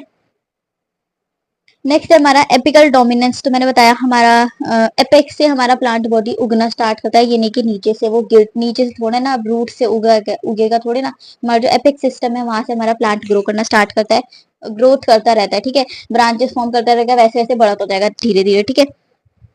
Apical dominance is use to control a tree growth. और एपिकल डोमिनेंस का यूज क्या क्यों किया जाता है, ताकि एक ट्री की जो ग्रोथ हो रही है उसको कंट्रोल कर सके by cutting more dominance birds. जो हमारे बर्ड्स है उनको कट करके जो हमारे ट्री का ग्रोथ है उसको हम रोक सकते हैं। लाइक कुछ ट्रीज जो होते हैं वो कुछ ज्यादा ही लंबे हो जाते हैं, जैसे कि पाइन ट्रीज या फिर डेंडलाइन्स ट्रीज जो होते हैं, जो टीवी वगैरह में देखते हो इतने लंबे लंबे ट्री, ठीक है। उनको रोकने के लिए, उनकी जो कंट्रोल है, ठीक है, ट्री उन ट्रीज की ग्रोथ को कंट्रोल करने के लिए एपिकल डोमिनेंस का यूज किया जाता है, ठीक है। तो ये हमारा एक्टिव एपिकल बर्ड होता है। इसको हम टू पार्ट्स में डिवाइड कर देते हैं, जिसकी वजह से हमारा ट्री का जो ग्रोथ है कंट्रोल हो जाता है, जिसकी वजह से ब्रांचेस फॉर्म हो जाएंगे पर वो उतना लंबा खींचेगा नहीं, ठीक है। नेक्स्ट है हमारा गिबेलिन या फिर गिबलिक एसिड। सो एक सेकेंड पेन ले लेते हैं। तो गिबेलिन या फिर गिबलिक एसिड जो जीए, इसको हम शॉर्ट में जीए कहते हैं, was initially isolated from fungus. हमारा जो सबसे पहले ये जब आया था ये गिबेलिन एसिड, ठीक है नाम, तो ये कहाँ से आया था, ये हमारा फंगस से आया था, फंगस गिबेलिया से, ठीक है।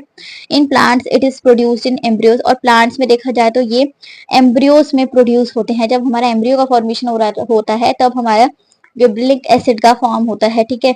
रूट्स में फॉर्म होता है इनका, एम्ब्रियो में फॉर्म होता है, एंड यंग लीव्स में गिबलिक एसिड का फॉर्मेशन होता है, प्रोडक्शन होता है, एंड इट एनहेंस ग्रोथ। और इसकी वजह से हमारी ग्रोथ बढ़ती है, ग्रोथ एनहेंस होती है, ठीक है। इनके फंक्शन क्या है, it helps in elongation of stems. ये क्या करते हैं, स्टेम्स के जो इलोंगेशन है उनको, मतलब स्टेम्स को बढ़ाने में हेल्प करते हैं, मतलब इनकी डेवलपमेंट कराने में हेल्प करते हैं। अब ये हाइट में भी और गिर्थ में भी, ठीक है, लेटरल में भी और वर्टिकल में भी, दोनों में ही हमारे ये इलोंगेशन कराने में हेल्प करते हैं, ठीक है। जो कि डॉर्फ प्लांट्स होते हैं उसमें भी ये जेनेटिकली ग्रोथ कराने में हेल्प करते हैं। By using gibberellin the height of the dwarf plants can be increase. जो डॉर्फ प्लांट्स होते हैं ना, कि छोटे कुछ प्लांट्स होते हैं जो कुछ टाइम पे रुक जाते हैं, मतलब उनको और ग्रो करना है पर वो कर नहीं पाते, तो उन प्लांट में जब हम गिबलिक एसिड का फॉर्मेशन अगर हम करवाते हैं तब इन प्लांट्स का ग्रोथ हो सकता है, इसका ग्रोथ जो है वो इंक्रीज हो सकता है। It breaks dormancy of seeds and buds. जो डोरमेंसी चली आ रही है इतनी देर से, अभी डोमिनेंस जो हो रहा है सीड्स और बर्ड्स पे, ये गिबलिक एसिड हमारा ब्रेक कर देता है। इट इंड्यूस पार्थिनोकार्पी, ठीक है। पार्थिनोकार्पी में क्या हो रहा है, हमारे जो फॉर्मेशन हो रहा है सीडलेट्स फ्रूट्स का, मतलब जो फ्रूट के अंदर सीड ही नहीं है, जैसे कि पाइनएप्पल हो गया, पाइनएप्पल में सीड नहीं है, केला जो हमारा बनाना होता है उसमें सीड नहीं है, तो ये कैसे फॉर्म हो रहा है, पार्थेनेरोकार्पी के वजह से, ठीक है। इसमें क्या हो रहा है, हमारे सीडलेस फ्रूट्स का फॉर्मेशन होता है, वो भी बिना फर्टिलाइजेशन के, ठीक है। मैंने शायद आपको बताया है लास्ट चैप्टर में। नेक्स्ट है हमारा साइटोकिनेसिस। सो साइटोकिनेसिस क्या है, दे वर एक्सट्रैक्टेड फ्रॉम कोकोनट मिल्क। ये कहाँ से निकलता है, हमारा कोकोनट मिल्क से निकलता है। Cytokinesis are synthesize in root apex. जो हमारे रूट के एपेक्स होते हैं वहां पर ये बनते हैं। एंडोस्पर्म्स, जो एंडोस्पर्म्स होते हैं सीड्स के या फिर यंग फ्रूट्स के, जहाँ पे हमारा सेल डिवीजन हो रहा होता है, ठीक है, वहीं पे हमारा इनका फॉर्मेशन होता है साइटोकिनेसिस का। इसके फंक्शन क्या है, दे स्टिमुलेट सेल डिवीजन। ये सेल डिवीजन कराने में हेल्प करते हैं, सेल का एनलार्जमेंट कराने में हेल्प करते हैं, सेल का जो साइज है उसको बढ़ाने में हेल्प करते हैं, और सेल डिफरेंशिएशन में हेल्प करते हैं। They prevent ageing of plant parts. जो ये क्या करता है, ये सबसे मेन इनका रोल होता है, जो प्लांट बूढ़ा होता है ना उसको रोकने में, उसको कम, मतलब कि धीरे धीरे हो ग्रोथ, ठीक है, धीरे धीरे जो एडल्ट हो जाए, धीरे धीरे उनकी एजिंग हो प्लांट की, उसको ये प्रिवेंट करता है, ठीक है, उसको कंट्रोल करता है। दे इनिबिट एपिकल डोमिनेंस। ये भी एपिकल डोमिनेंस को रोकता है। And help in growth of lateral birds. जो हमारे लेटरल बर्ड्स होते हैं, ब्रांचेस में फॉर्म होते हैं, उसको कराने में ये सबसे ज्यादा हेल्प करता है। नेक्स्ट हमारा इथाइलिन। इथाइलिन जो एक गैसियस हार्मोन होता है, इट इज फाउंड इन, जब हमारा फ्रूट राइप होना स्टार्ट हो जाता है तब वहां पे फॉर्म होता है, जैसे यंग फ्लावर्स होते हैं इथाइलिन वहां पे फॉर्म होता है, जो यंग लीव्स होता है उसमें ये सब मिलता है, ठीक है। इथाइलिन हमारा यंग लीव्स, यंग फ्लावर्स, जब हमारा फ्रूट राइप हो जाता है अच्छी तरीके से तब हमारा इथाइलिन वहां पे मिलता है, ठीक है। फंक्शंस ऑफ इथाइलिन क्या करता है, ये it induce ripening of fruits, ठीक है, ये फ्रूट को राइप कराने में हेल्प करता है। It promotes senescence and abscission of leaf and flowers. देखो सेंसेसिन मैंने बताया जब प्लांट की एजिंग हो रही है, ठीक है, ये एजिंग को प्रमोट करता है एक तरीके से, ठीक है। जो हमारे abscission of leaf and flowers, जो हमारा फूल पत्ते झड़ने लगते हैं ना, उसको ये, उसको प्रमोट करता है, ठीक है।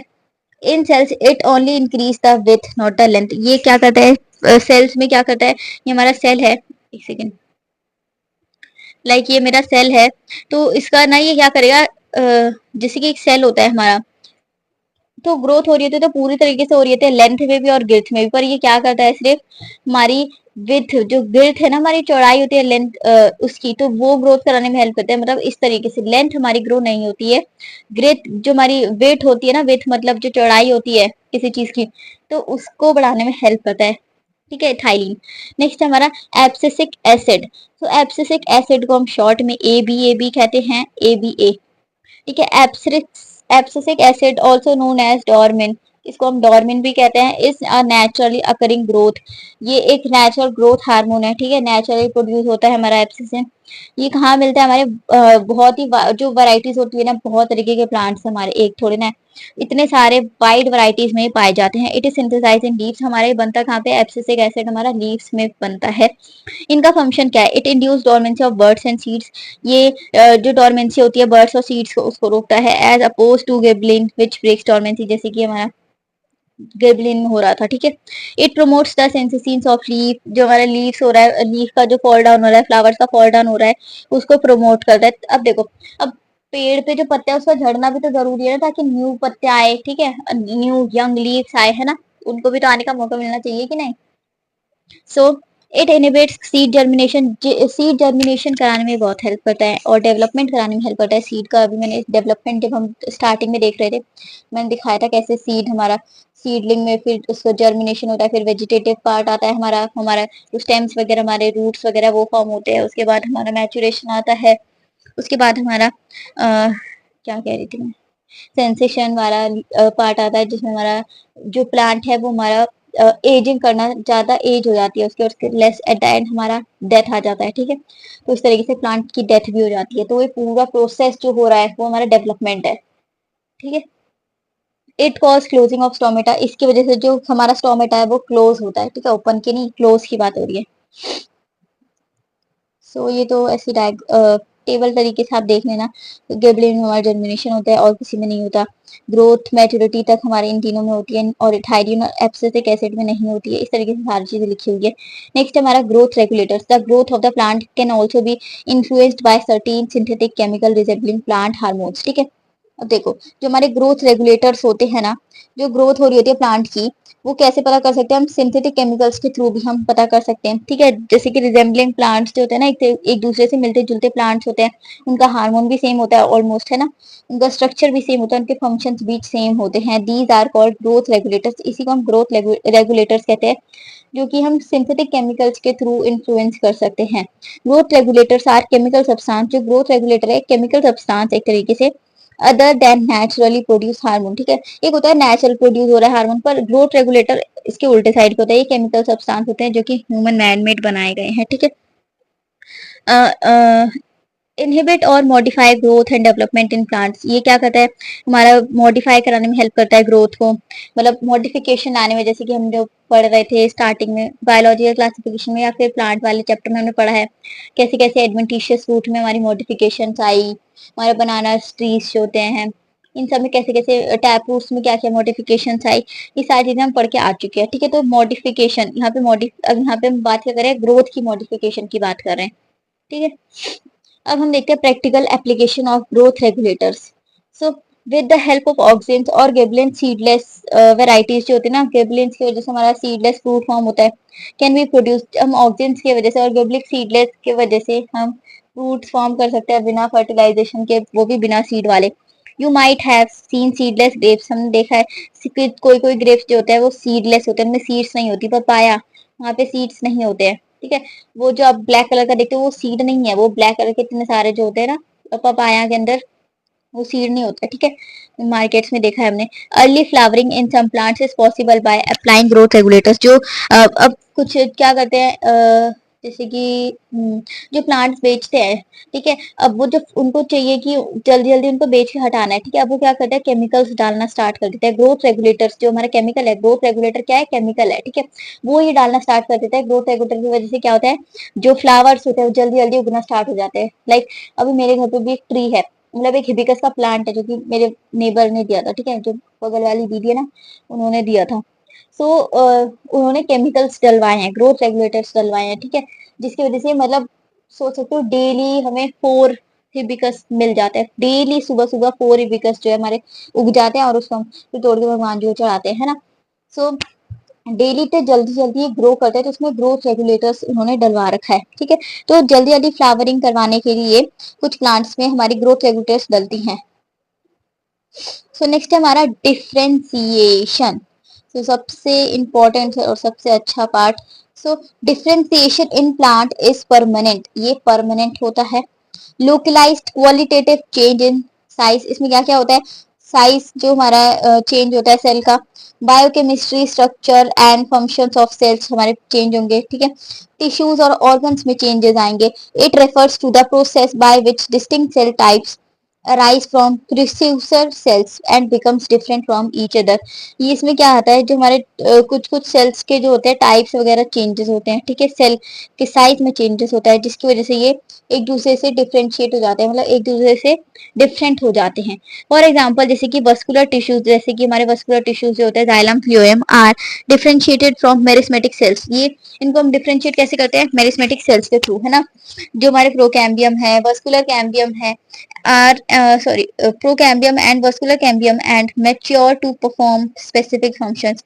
ये इतने मैच्योर है कि एक ही स्पेसिफिक फंक्शन तीनों मिलकर कर सकते हैं। The hormones auxins and cytokinin are essential for the vascular tissue differentiation। जो हार्मोन्स हमारे ऑक्सिन और साइटोकिनिन रिलीज करते हैं, तो ये हमारे बहुत जरूरी है वस्कुलर टिश्यूज के डिफरेंशिएशन के लिए, ठीक है। During differentiation cell undergo few to major structure changes. जब डिफरेंशिएशन हो रहा है, मतलब डिफरेंशिएशन में हमारा जो सेल का साइज है ना वो चेंज हो रहा है, ठीक है, एट द एंड, ठीक है। सेल जो हमारा साइज में चेंज हो रहा है, सेल वॉल चेंज हो रही है, प्रोटोप्लाज्म अंदर का चेंज हो रहा है, ये डिफरेंशिएशन में ये सारी चीजें देखी जाती है एट द एंड, ठीक है। For example to form a tracheary element, ठीक है, the cell would lose their protoplasm. अब हमें एक ट्रैकेरी एलिमेंट फॉर्म करना है, तो हमारा जो सेल है वो प्रोटोप्लाज्म लूज करना स्टार्ट कर देता है, प्रोटोप्लाज्म निकालना स्टार्ट कर देता है बाहर की तरफ। दे they also develop a strong elastic secondary cells। और ये फिर क्या करते हैं, एक strong elastic secondary cell form करना स्टार्ट कर देते हैं टू कैरी वाटर, वाटर को कैरी करने के लिए, वो भी दूर दूर तक, डिस्टेंस तक, ठीक है, इवन अंडर एक्सट्रीम, चाहे एक्सट्रीम कंडीशन ही क्यों ना हो। So differentiation is the process by which merismatic cells undergo changes in the structure, shape to perform the specific functions। तो differentiation में यही चीज देखी जाती है कि हमारे मेरिस्मेटिक सेल्स जो है, मेरिस्मेटिक देखो डिफरेंशिएशन हमारा टोटली डायरेक्टली प्रोपोर्शनल है हमारा मेरिस्मेटिक से, ठीक है, मेरिस्मेटिक सेल से।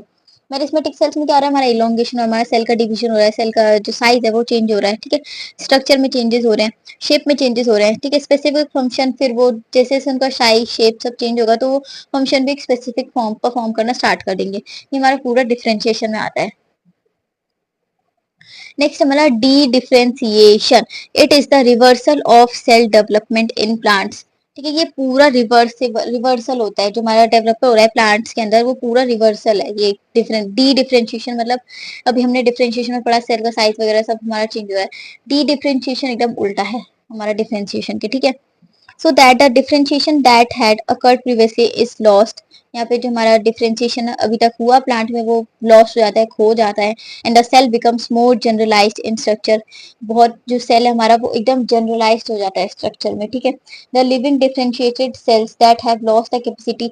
इसके बाद जो हमारा लिविंग सेल है, डिफरेंशिएटेड सेल था, वो अपनी कैपेसिटी लूज कर देता है ताकि वो सेल डिवीजन कर सके, ठीक है। मतलब सेल डिवाइड ही नहीं होगा तो ये कैसे हमारा डिफरेंशिएशन होगा, ठीक है।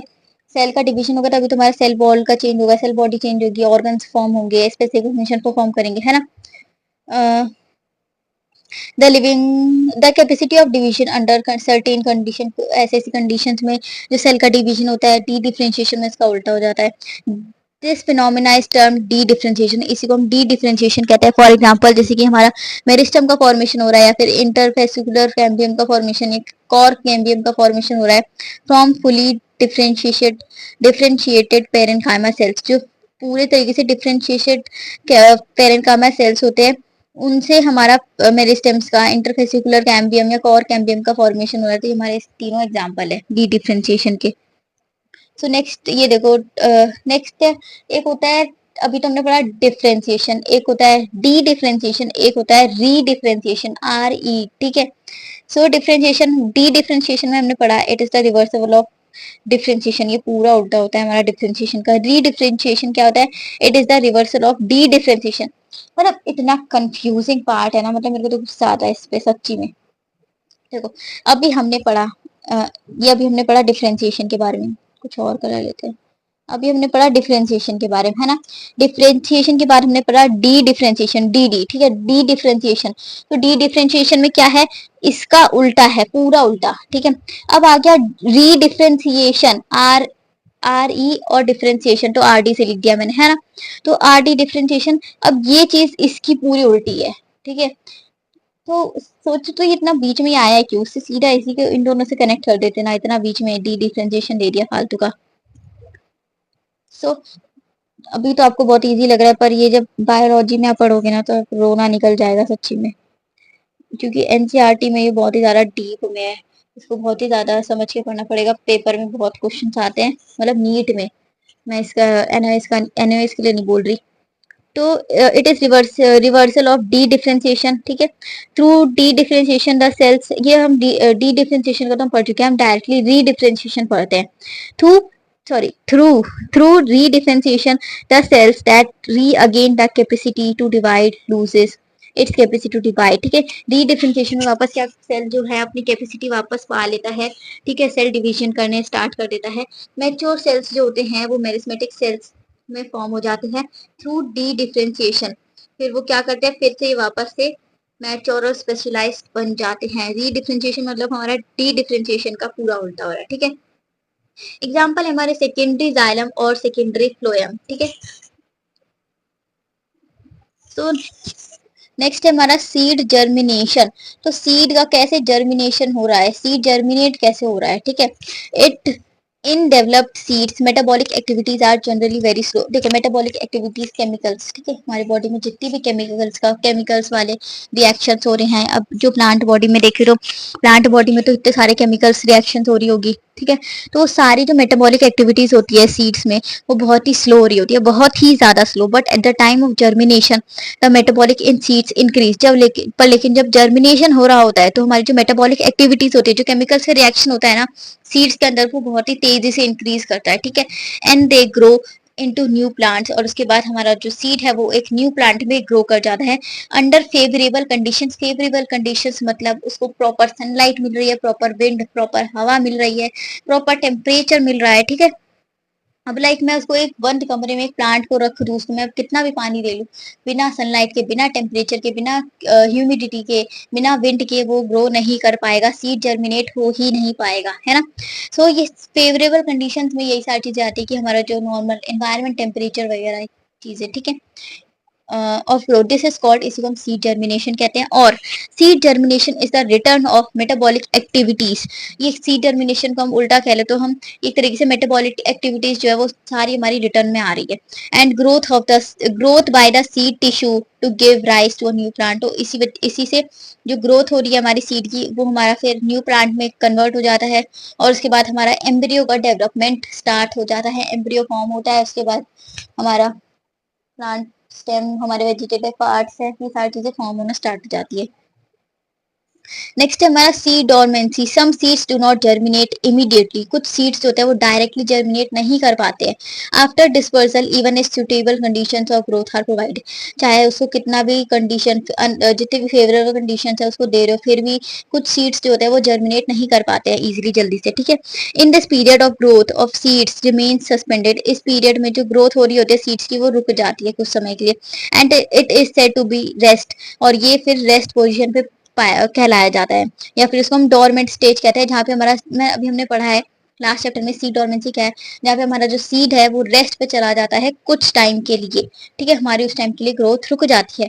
दिस फिनोमिना इज कॉल्ड, इसी को हम डोरमेंसी ऑफ सीड्स कहते हैं।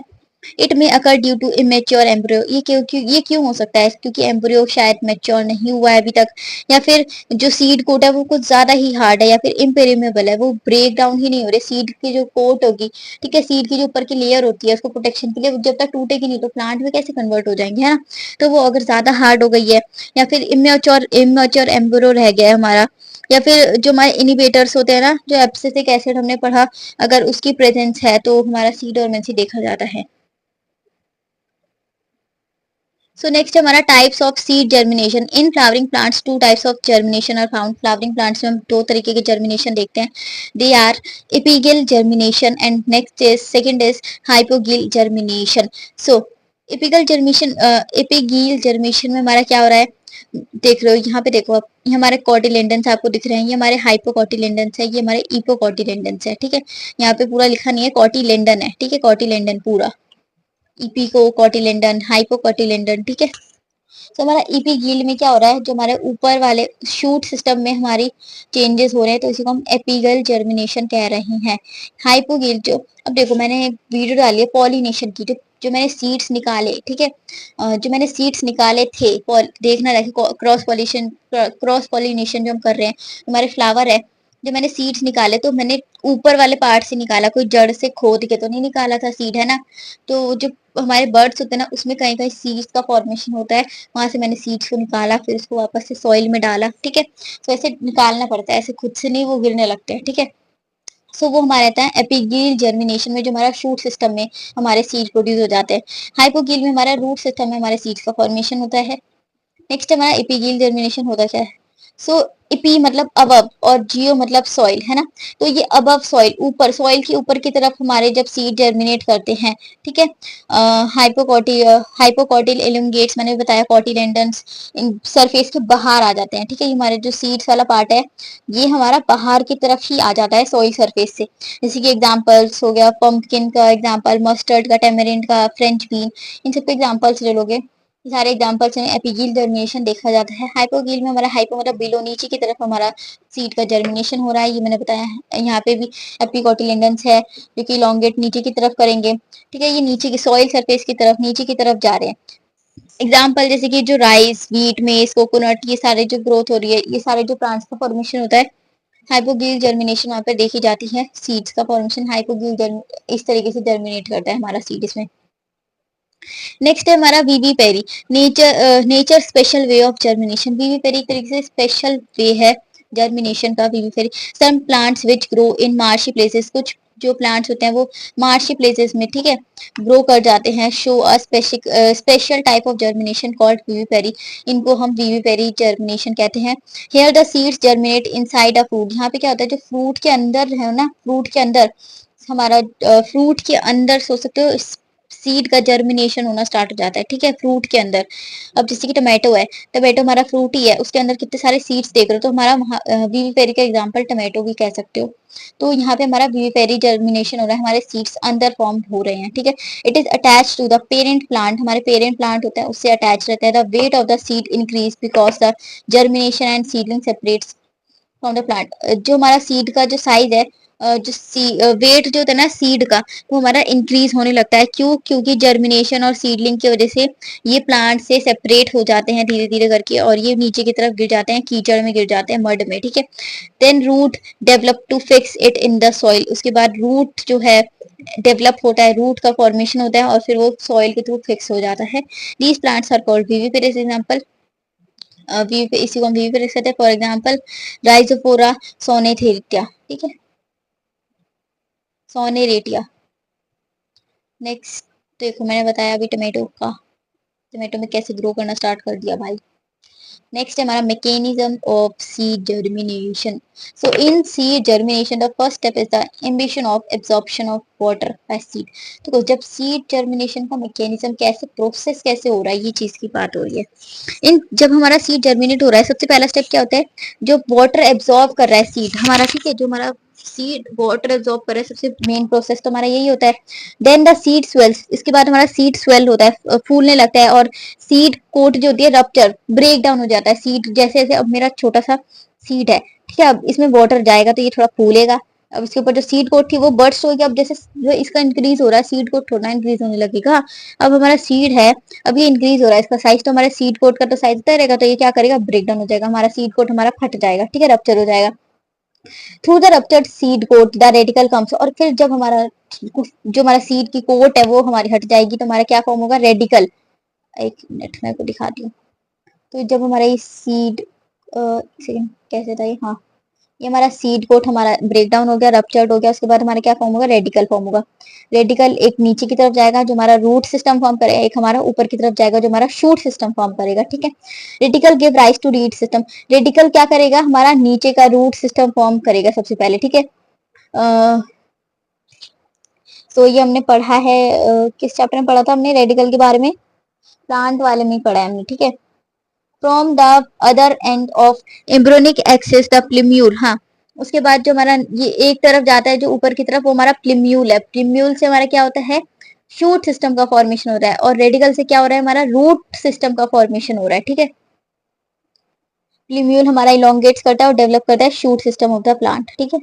नेक्स्ट हमारा factors affecting seed germination, seed germination में क्या क्या फैक्टर्स अफेक्ट करते हैं। सीड जर्मिनेशन रिक्वायर 5 फैक्टर्स, इसमें 5 चीजें चाहिए हमारा सीड जर्मिनेशन कराने के लिए। वाटर चाहिए, टेम्परेचर चाहिए, ऑक्सीजन चाहिए, लाइट चाहिए, ग्रोथ चाहिए, हार्मोन्स चाहिए, ग्रोथ हार्मोन्स चाहिए, ठीक है। इसके बिना तो सीड जर्मिनेट हो ही नहीं पाएगा। सबसे पहले आता है वाटर, तो वाटर तो सबसे ज्यादा जरूरी है, इसके जैसे वो सेल स्वेल होगा, उसके बाद रप्चर होगा, तभी तो प्रोटीन कोर्स हमारा रेडिकल फॉर्म होगा, तभी तो हमारा रूट फॉर्म होगा, रूट फॉर्म होगा, तभी तो हमारा प्लांट बॉडी फॉर्म होगी, तभी तो हमारा प्लिम्यूल फॉर्म होगा, है ना। तो इसलिए हमारा चाहिए वाटर जरूरी है। नेक्स्ट टेम्परेचर, टेम्परेचर फिर हमारे फोटोसिंथेसिस, हमारे जो आसपास का इन्वायरमेंट है, वो सारी चीजें हमारी सूटेबल होनी चाहिए प्लांट को ग्रो कराने के लिए, ठीक है। For germination of seed particular temperature is required, एक पर्टिकुलर टेम्परेचर चाहिए होता है। The degree of temperature require varies from species to species, अब किस तरीके का प्लांट है वो डिफरेंट करता है, वेरी करता है, ठीक है। अभी किसी तरीके का प्लांट है जो ठंड में उगता है मोस्टली, तो उसको गर्मी में थोड़ा उगाएंगे, भरी गर्मी में थोड़ा ना उग जाएगा वो इजिली। तो स्पीसी टू स्पीसी डिपेंड करता है कि हमारा टेम्परेचर जो डिग्री होता है टेम्परेचर का, उसके अकॉर्डिंग हमारा प्लांट ग्रो करता है।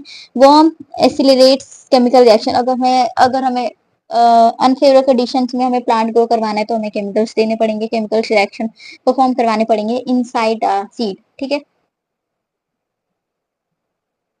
सो नेक्स्ट थर्ड हमारा oxygen, oxygen is required in breaking down, देखो ऑक्सीजन चाहिए भाई, फूड को ब्रेक डाउन करना है ना प्लांट बॉडी के अंदर, सीड के अंदर, तो ऑक्सीजन तो चाहिए, ठीक है। एंड रिलीज एनर्जी फॉर, और जब हमारा ब्रेक डाउन होगा फूड का तो उसकी वजह से हमारा जो एनर्जी रिलीज होगी, इससे हमारे मेटाबॉलिज्म होंगे, केमिकल रिएक्शन परफॉर्म होंगे, और फिर एम्ब्रियो की ग्रोथ होगी, ठीक है। लाइट, अब light in most of the seeds light is not an essential factor, बहुत सारे सीड्स में जैसे कि हम पढ़ चुके चैप्टर्स में कि नीचे की तरफ लाइट नहीं जाती है, मतलब नीचे हमारा फोटोसिंथेटिक प्रोसेस नहीं हो सकता सीड्स में, है ना।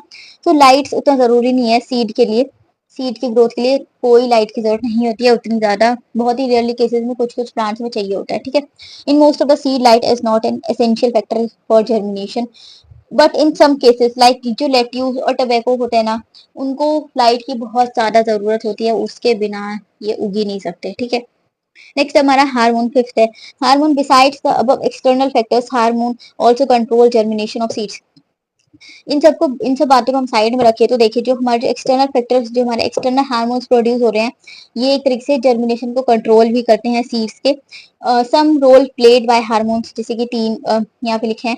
Gibberellins can reduce germination in some cases even in complete darkness, जो गिबरेलिंस है वो हमारा जर्मिनेशन को पूरा इंड्यूस कर सकता है कुछ केसेस में, जहाँ पे पूरी डार्कनेस होगी, वहां पे पूरा अंधेरा है, वहां पे फोटो बिल्कुल सनलाइट प्रोवाइड ही नहीं हो सकती, ठीक है। ऑक्सीजन साइटोकिनेसिस या फिर इथिलीन क्या करेंगे, डोरमेंसी को ब्रेक कर देंगे, ठीक है। डोरमेंसी अभी हमने पढ़ा, जब हमारा सीड रेस्ट पे चला जाता है कुछ टाइम के लिए, बहुत सारे सीड्स में जो ऑक्सीजन साइटोकिनेसिस इथाइलिन है, ये हमारा उस टाइम पीरियड को ब्रेक डाउन कर देते हैं ताकि वो सीड जर्मिनेट करना स्टार्ट कर दे, वापस से ग्रोथ करना स्टार्ट कर दे, ठीक है। इन सब सीड्स एब्सिसिक एंड इन सब seeds abscisic acids inhibits germination process, कुछ जो कुछ सीड्स होती हैं उसमें एब्सिसिक एसिड्स का फॉर्मेशन होता है जिसकी वजह से सीड जर्मिनेशन होती है, ठीक है। अब हमारा आता है शॉर्ट डे प्लांट्स की लॉन्ग डे प्लांट्स, ये तो एग्जांपल है बस, ये वोटर डाल रखा है इतना। सो नेक्स्ट हमारा day neutral plant flower without respect to day length, जैसे एग्जांपल्स है ये डे न्यूट्रल प्लांट्स के, ठीक है। जो डे न्यूट्रल प्लांट मतलब जैसे कि हमारा सनफ्लावर है, सनफ्लावर को देखा होगा बहुत लोग कहते हैं, मैंने तो कभी देखा नहीं फिलहाल, फिर भी प्लांट जो लोग क्या कहते हैं, जो गांव में लोग रहते हैं, जो सनफ्लावर होता है ना, प्लस जब भी सनफ्लावर का जो क्रॉप होगा, जो झुंड होगा जहाँ पे सनफ्लावर उग रखे हैं, ठीक है, तो देखना जहां जहां सन जाएगा ना, वहां वहां हमारा सनफ्लावर मूव करता है, सनफ्लावर का जो फेस है ना, जैसे कि एक सेकेंड, मेरा ये सनफ्लावर का फेस है, अब यहाँ पे मेरा सन है ना, तो ये सनफ्लावर एकदम सामने रहेगा, सन जो फेस है ना सनफ्लावर के सामने रहता है, अब ये सन यहाँ आ गया तो ये जो फेस है वो उस तरफ घुमाएगा ही, ये मतलब अपना फेस का रोटेशन करता रहेगा जैसे जैसे सन हमारा मूवमेंट करेगा, ठीक है। Note, through flowering is the best known example of photoperiodism, ठीक है, फ्लावरिंग की वजह से हमारे सबसे बेस्ट एग्जाम्पल आता है photoperiodism. Many other plant process are controlled by duration of light, जो बहुत सारे प्लांट के प्रोसेस है वो हम डायरेक्टली लाइट की ड्यूरेशन से हम कंट्रोल कर सकते हैं। बर्ड डॉर्मेसी, बल्ब फॉर्मेशन जो हमारे ऑनियंस में हो जाते हैं, ट्यूबर फॉर्मेशन जो होता है पोटैटोज में, जो हमारा पोटैटो है, एक सेकंड, जो हमारे पोटैटोज में गार्ड्स नहीं बन जाती है छोटी छोटी सी, लाइक जैसे हमारा ये मेरा पोटैटो है, यहाँ पे जो छोटी छोटी व्हाइट व्हाइट कलर की जो गार्ड सी बन जाती है, छोटी छोटी सी व्हाइट कलर की गार्ड सी बन जाती है, ठीक है, और मोटे से होता है थोड़े से, उसको ये ट्यूबर फॉर्मेशन में हेल्प करता है, मतलब इनको रोकने में, ठीक है, and affected by period of life. Next है हमारा वर्नलाइजेशन। सो वर्नलाइजेशन एक एप्लीकेशन है लो टेम्परेचर का, ठीक है। So for flowering in some plants a particular temperature is required, अभी हमने पढ़ा कितने बार की टेम्परेचर बहुत जरूरी है। Studies studies show that if the temperature is reduce to particular point then flowering occurs at an early stage. जब studies में देखा गया है कि जब अगर हम टेम्परेचर को कम कर दे, ठीक है, एक पर्टिकुलर पॉइंट से, तो फ्लावरिंग जो होती है वो अर्ली स्टेजेस पे ही होना स्टार्ट हो जाती है, जल्दी जल्दी फ्लावर्स हमारे उगना स्टार्ट हो जाते हैं अर्ली स्टेजेस पे, ठीक है, मतलब स्टार्टिंग पॉइंट पे जब हमारा प्लांट ग्रोथ ही कर रहा है तभी हमारे फ्लावर्स फॉर्म करना स्टार्ट हो जाते हैं, जब हम टेम्परेचर के साथ थोड़ा ऊपर नीचे करते हैं तो। For example, by applying a temperature ranging between 1 to 10 degree Celsius to 13 variety of wheat, rice, cotton, growth of seedlings is accelerated and flowering occurs earlier. देखो, जब ये मैंने एग्जांपल देखो, यहाँ पे जब हम टेम्परेचर 1 से लेकर 10 डिग्री सेल्सियस अगर हम टेम्परेचर देते हैं टू सर्टेन वैरायटी, कुछ वैरायटीज ऑफ प्लांट्स में, जैसे कि वीट हो गया, राइस, कॉटन, इन तीनों के अगर देखें तो इनके अगर प्लांट में हम इस टेम्परेचर पे रखते हैं तो जो ग्रोथ होती है सीडलिंग की बहुत ही तेजी से होती है, ग्रोथ फ्लावरिंग की तेजी से होना स्टार्ट हो जाती है, ठीक है। This method of inducing early flowering, इसकी वजह से क्या हो रहा है, हमारा फ्लावर जो है बहुत जल्दी अर्ली स्टेजेस में उग जा रहा है, ठीक है, लो टेम्परेचर में भी, इसी को हम वर्नलाइजेशन कहते हैं। Vernalization is the process of oscillating the process of flowering. देखो, वर्नलाइजेशन टोटल इसका यही मतलब है, फ्लावर को अर्ली स्टेजेस पे जल्दी से जल्दी फॉर्म करना, वो भी टेम्परेचर लो करके, ठीक है, टेम्परेचर को रिड्यूस करने के बाद, और exposing the plant to low temperature, मतलब लो टेम्परेचर करने पे हमारा जो फ्लावरिंग होती है प्लांट्स में वो तेजी से होने लगती है, ठीक है। लाइक अब ये हमारा कोई कोल्ड एक्सपोजर नहीं है, यहाँ पे एक दो हफ्तों बाद जो कोल्ड एक्सपोजर इसको मिलना स्टार्ट हुआ और 3 से 6 हफ्तों में इसको कोल्ड एक्सपोजर पूरा दिया गया, जब तुम्हारा पूरा प्लांट इतनी जल्दी से उग गया। नेक्स्ट हमारा प्रैक्टिकल यूटिलिटी ऑफ वर्नलाइजेशन। तो वर्नलाइजेशन है सम प्रैक्टिकल एप्लीकेशंस, जैसे कि सबसे पहला हमारा आता है plant whose life cycle is completed in 2 sessions. देखो, जो प्लांट होते हैं उनके 2 लाइफ साइकिल, मतलब कुछ कुछ होते हैं प्लांट जिनकी लाइफ साइकिल 2 सेशंस में डिवाइड होती है, 2 सीजन्स में डिवाइड होती है, ठीक है। एक आता है बाइनियल्स, ठीक है, दूसरा कहाँ गया, एक होता है हमारा biennials can produce flower in 1 season. इसमें क्या होता है, जो फ्लावर्स होता है जो एक ही सीजन में जो फ्लावर्स प्रोड्यूस हो रहे हैं, लाइक हमारा मार्च से लेके अप्रैल तक ही ये हमारा एक सीजन है मान लो, ठीक है, इसी में ये सीड्स का फॉर्मेशन करेगा, फ्लावर्स का फॉर्मेशन करेगा, ठीक है, चाहे लो टेम्परेचर कर दो हाई कर दो। Crops can be grown from harvested earlier, crops को हम उगा सकते हैं बहुत ही तेजी से और जल्दी से उसको हार्वेस्ट भी कर सकते हैं, क्रॉप को पहले उगा के उसमें केमिकल्स वगैरह डाल के उसकी कटाई भी जल्दी से कर देते हैं, जिसके एग्जाम्पल हमारे बाइनियल्स आते हैं। नेक्स्ट है हमारा senescence occurs due to disposition of waste material, हम पढ़ चुके हैं। In some plants the whole plant die after flowering, इसमें क्या होता है, हमारा प्लांट पूरा मर जाता है, उसकी डेथ हो जाती है after flowering and producing seeds, this is called whole plant senescence. जिसके एग्जाम्पल हो गया एनुअल प्लांट, जैसे कि हमारा राइस का, वीट का, बीन्स का, टमाटो का, ठीक है। नेक्स्ट हमारा एब्सिशन, मतलब शेडिंग ऑफ, मतलब जो हमारे पेड़ पत्ते होते हैं सब झड़ना स्टार्ट कर देते हैं। The D attachment of older plant part, like हमारा लीफ है, अब ये लीफ पहले तो कितना यंग, देखो यहाँ पे कितना यंग ग्रीन कलर का दिख रहा है, ये देखो हमारा कितना ग्रीन कलर का हमारा दिख रहा है ट्री, एक लीफ। फिर उसके बाद धीरे धीरे ये लाइट कलर होने लग गया, पेल होने लग गया, उसके बाद एकदम पूरा पीला पड़ गया, उसके बाद ये झड़ गया, ठीक है। मतलब ट्री का शेडिंग हो रहा है, मतलब झड़ना स्टार्ट हो रहा है प्लांट बॉडी का, ठीक है, प्लांट के पार्ट्स का। हमारे जब लीव, अब मैंने बताया कि ग्रोथ कराना, डेवलपमेंट होना जरूरी है। अब प्लांट में पत्ते झड़ेंगे नहीं, ऑटम सीजन में झड़ेंगे नहीं, तो नए कैसे आएंगे, उगेंगे कैसे, यंग वंस कैसे आएंगे, है ना। और फोटोसिंथेसिस कैसे होगा, प्लांट ट्री और ज्यादा सालों तक कैसे जिंदा रहेगा, है ना। In plants, a layer of tissue generally forms an abscission zone at the base of petiole or a leaf or flower of fruit. देखो प्लांट्स में क्या होता है, एक टिश्यू की लेयर फॉर्म हो जाती है, ये क्या करते हैं, एब्सिशन जोन बना देते हैं। जो हमारे लीव्स का जो स्टार्टिंग पॉइंट होता है ना, इसको हम पेटियोल कहते हैं, या फिर फ्लावर के या फिर फ्रूट के, वहां पे अपना एब्सिशन जोन फॉर्म कर देते हैं, जिसकी वजह से एट द एंड जब जैसे जैसे एजिंग होने लगती है लीव्स की, ठीक है, या ट्री की, वैसे वैसे ये पत्ते जो पेल पड़ने लगते हैं, उसके बाद ये एकदम झड़ जाते हैं। The cells of this layer become a soft, जो ये पार्ट होता है पिटियोल हमारा बहुत ही सॉफ्ट पार्ट होता है, और ये वीक भी होता है due to destruction of middle lamina, क्योंकि मिडल लेमिना यहाँ पे डिस्ट्रक्ट हो जाता है, सेल वॉल डिस्ट्रक्ट हो जाता है तब। और so the organ is easily detach, इसकी वजह से जो ऑर्गन है इजीली, जो एक तरीके से लीफ हमारा ऑर्गन ही तो है ना हमारे ट्री का, है ना। ये सबसे इंपॉर्टेंट काम कर रहा है भाई, फोटोसिंथेसिस पूरा काम, खाना पीना यही तो करवा रहा है। सो इजीली डियर, ये इसीलिए इजीली ये निकल जाता है, क्योंकि बहुत ही सॉफ्ट होता है इसका जो पार्ट होता है ना, स्टार्टिंग पॉइंट हमारा जो पिटियोल है, यहाँ पे हमारा बहुत ही सॉफ्ट पार्ट होता है, और ये वीक भी होता है, ये इजीली जो है प्लांट बॉडी से हमारा ब्रांचेस होते हैं उससे लिए इजीली डिटैच हो जाता है, मतलब उससे इजीली बिछड़ जाता है, चाहे हवा चल रही होगी तो देख रहे, हवा चल रही होगी तो पेड़ पत्ते बहुत ज्यादा टूट के गिर जाते हैं, ठीक है, या फिर बहुत ही हैवी रेनफॉल हो रही है, नॉर्मल रेनफॉल हो रही है, पत्ते तो झड़ते ही हैं कुछ कुछ, है ना। अब प्लांट हार्मोन्स भी इस पे डिपेंड करते हैं, एब्सिसिक एसिड, थाइलीन, ये साइड। सो नेक्स्ट स्टेप हमारा स्ट्रेस फैक्टर, ठीक है, स्ट्रेस फैक्टर।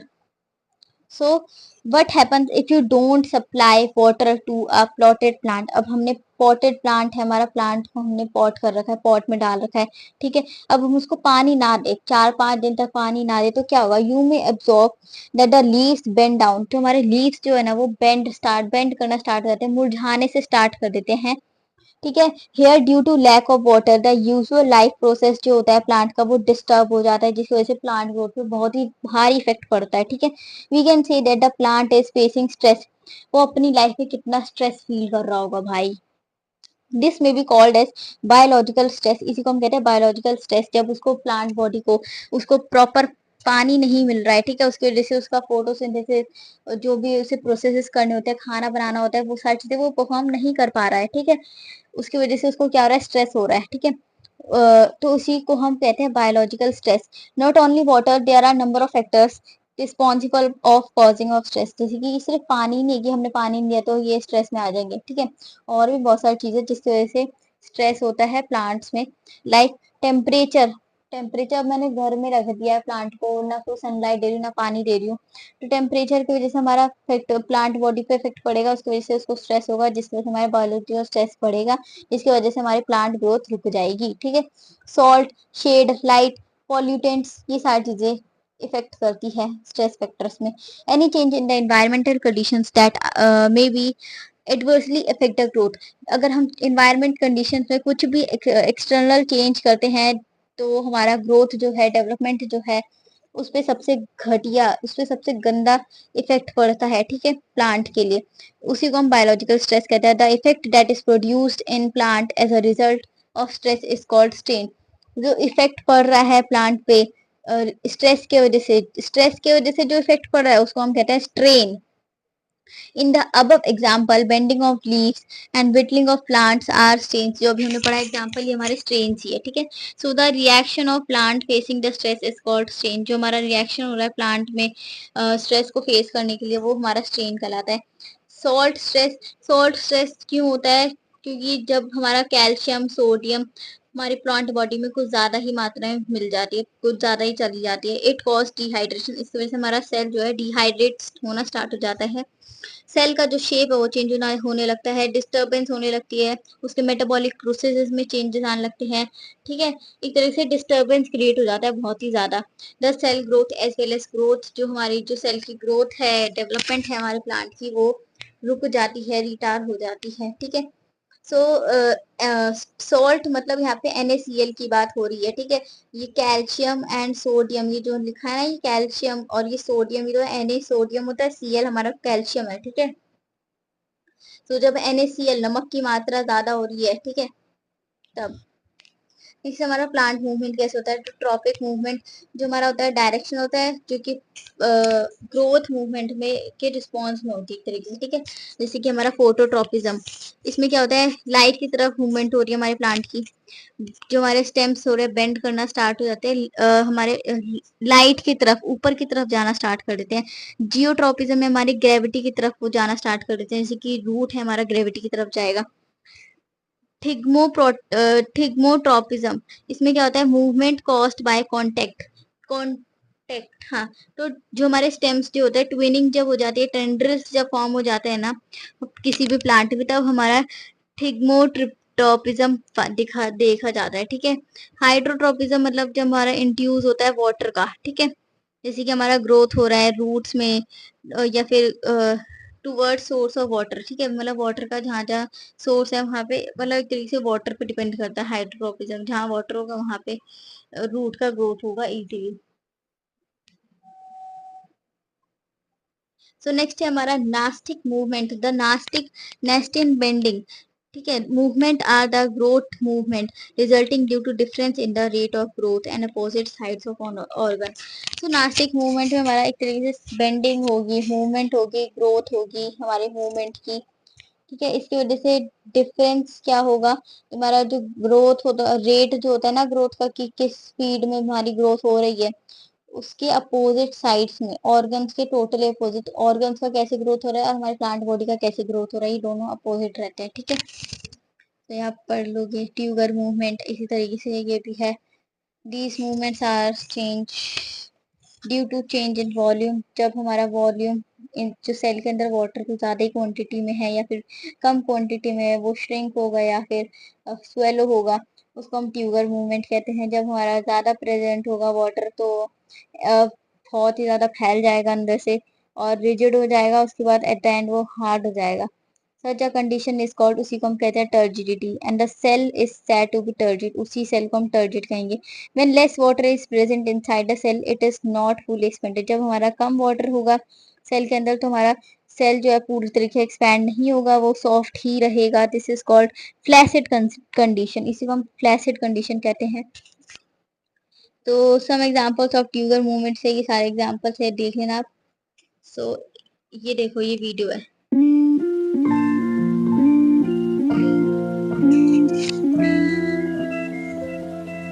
ये देख लो, इसके अंदर से मैंने ये निकाला। ठीक है, इस तरीके से हम इसमें जो हमारा सेंटर से निकालते हैं, तो पॉलिनेशन करते हैं, कि क्रॉस पॉलिनेशन का एग्जांपल है। इस तरीके से उसको टक इसके अंदर डालोगे, ये मेरी मम्मी ने खुद किया है। ठीक है, मेरे घर में ऐसा हुआ है, तभी मैंने आपको दिखा रही हूँ। यहाँ से देखो हम सीड कलेक्ट कर रहे हैं, ये देखो सीड कलेक्ट कर रहे हैं, एपिकल जर्मिनेशन हो रहा है यहाँ पर। ठीक है, नीचे से तो हम रूट सिस्टम से तो हमने नहीं निकाला, रूट से, ठीक है, जड़ों से तो नहीं निकाला, मिट्टियों के अंदर से सीड, तो ये हमारे ऊपर से सीड जो हमने पत्तों से नीचे से, ठीक है, ब्रांचेस से तोड़ के निकाले हैं। और उसके बाद देखोगे प्लांट जो हमारे अगर 3 लीव्स वाले हैं, तो हमारे 2 में डिवाइड हो जाते हैं। ठीक है, जो हमारे 5 अगर पेटल्स है एक इसमें, देखो ये देखो, इसमें 5 पेटल्स है। अब इसकी वजह से क्या होगा आगे चल के, बड़ी धीरे धीरे प्रोसेस होता है, एकदम से नहीं होता है, टाइम लगता है, इसको महीने रुकना पड़ता है। ठीक है, तो इसमें 2 जो पत्ते होंगे हमारे व्हाइट हो जाएंगे और 3 हमारे पिंक रह जाएंगे, फिर 2 हमारे व्हाइट, 3 हमारे व्हाइट रह जाएंगे, 2 हमारे पिंक रह जाएंगे। ठीक है, तो इस तरीके से हमारा क्रॉस पॉलिनेशन होता है। ठीक है,